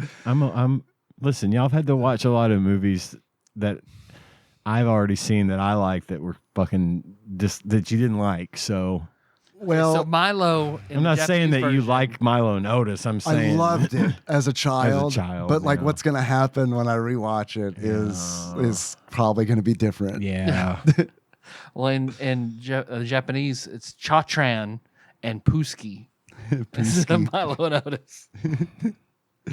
Well, I think what's really funny is that like the main title of it is just focuses on Milo. Which one's the cat? I can't remember. Milo. I think it's Milo. Because it's like a kitten story. And it's like, okay, I guess you play as the cat. Yeah. But then again, I think that's just what the movie was called when it was released in Japan. So maybe the cat market, I guess, makes better sense More for that sense in demographic. Japan, yeah. I don't know. I have no idea. Damn. Okay. So, hey, guys, want to close it out? As we answer the question, what is best in life? Okay. So tell me, what is best in life?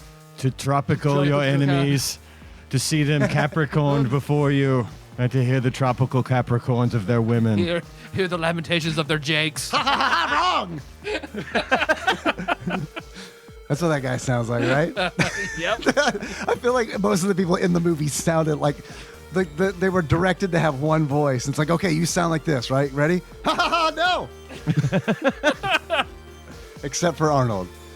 Which, once again, dude, I love his fucking, like, wrestling around movies and, like, he's being harmed sounds because it's all... It's very hard. It's great. My lamentations. I am lamenting this. TADPOG is hosted and produced by Tyler Holland, Dave Moore, and Ian Chandler and releases new episodes every Wednesday. You can find them on Apple Podcasts, Spotify, YouTube, and just about anywhere else podcasts are hosted. If you have a question or comment for the hosts, don't hesitate to call us at 270-883-2555 and leave us a voicemail. If we like it, we'll play it on the show and respond. If you'd like to send us something, you can do so at TADPOG Studios, care of Nicole Nance, P.O. Box 3785, Paducah, Kentucky 42002. If you'd like to donate to the show, visit patreon.com/tadpog, and with a minimum donation of $1 per month, you will get access to all of our fun bonus content. Join the conversation on our Discord server at bit.ly/tadpogdiscord. Registration is free, and we'd love to have you there. If you enjoy our show and haven't already, don't forget to find and tap that subscribe button so you don't miss anything. Thanks for listening, and we'll see you next week.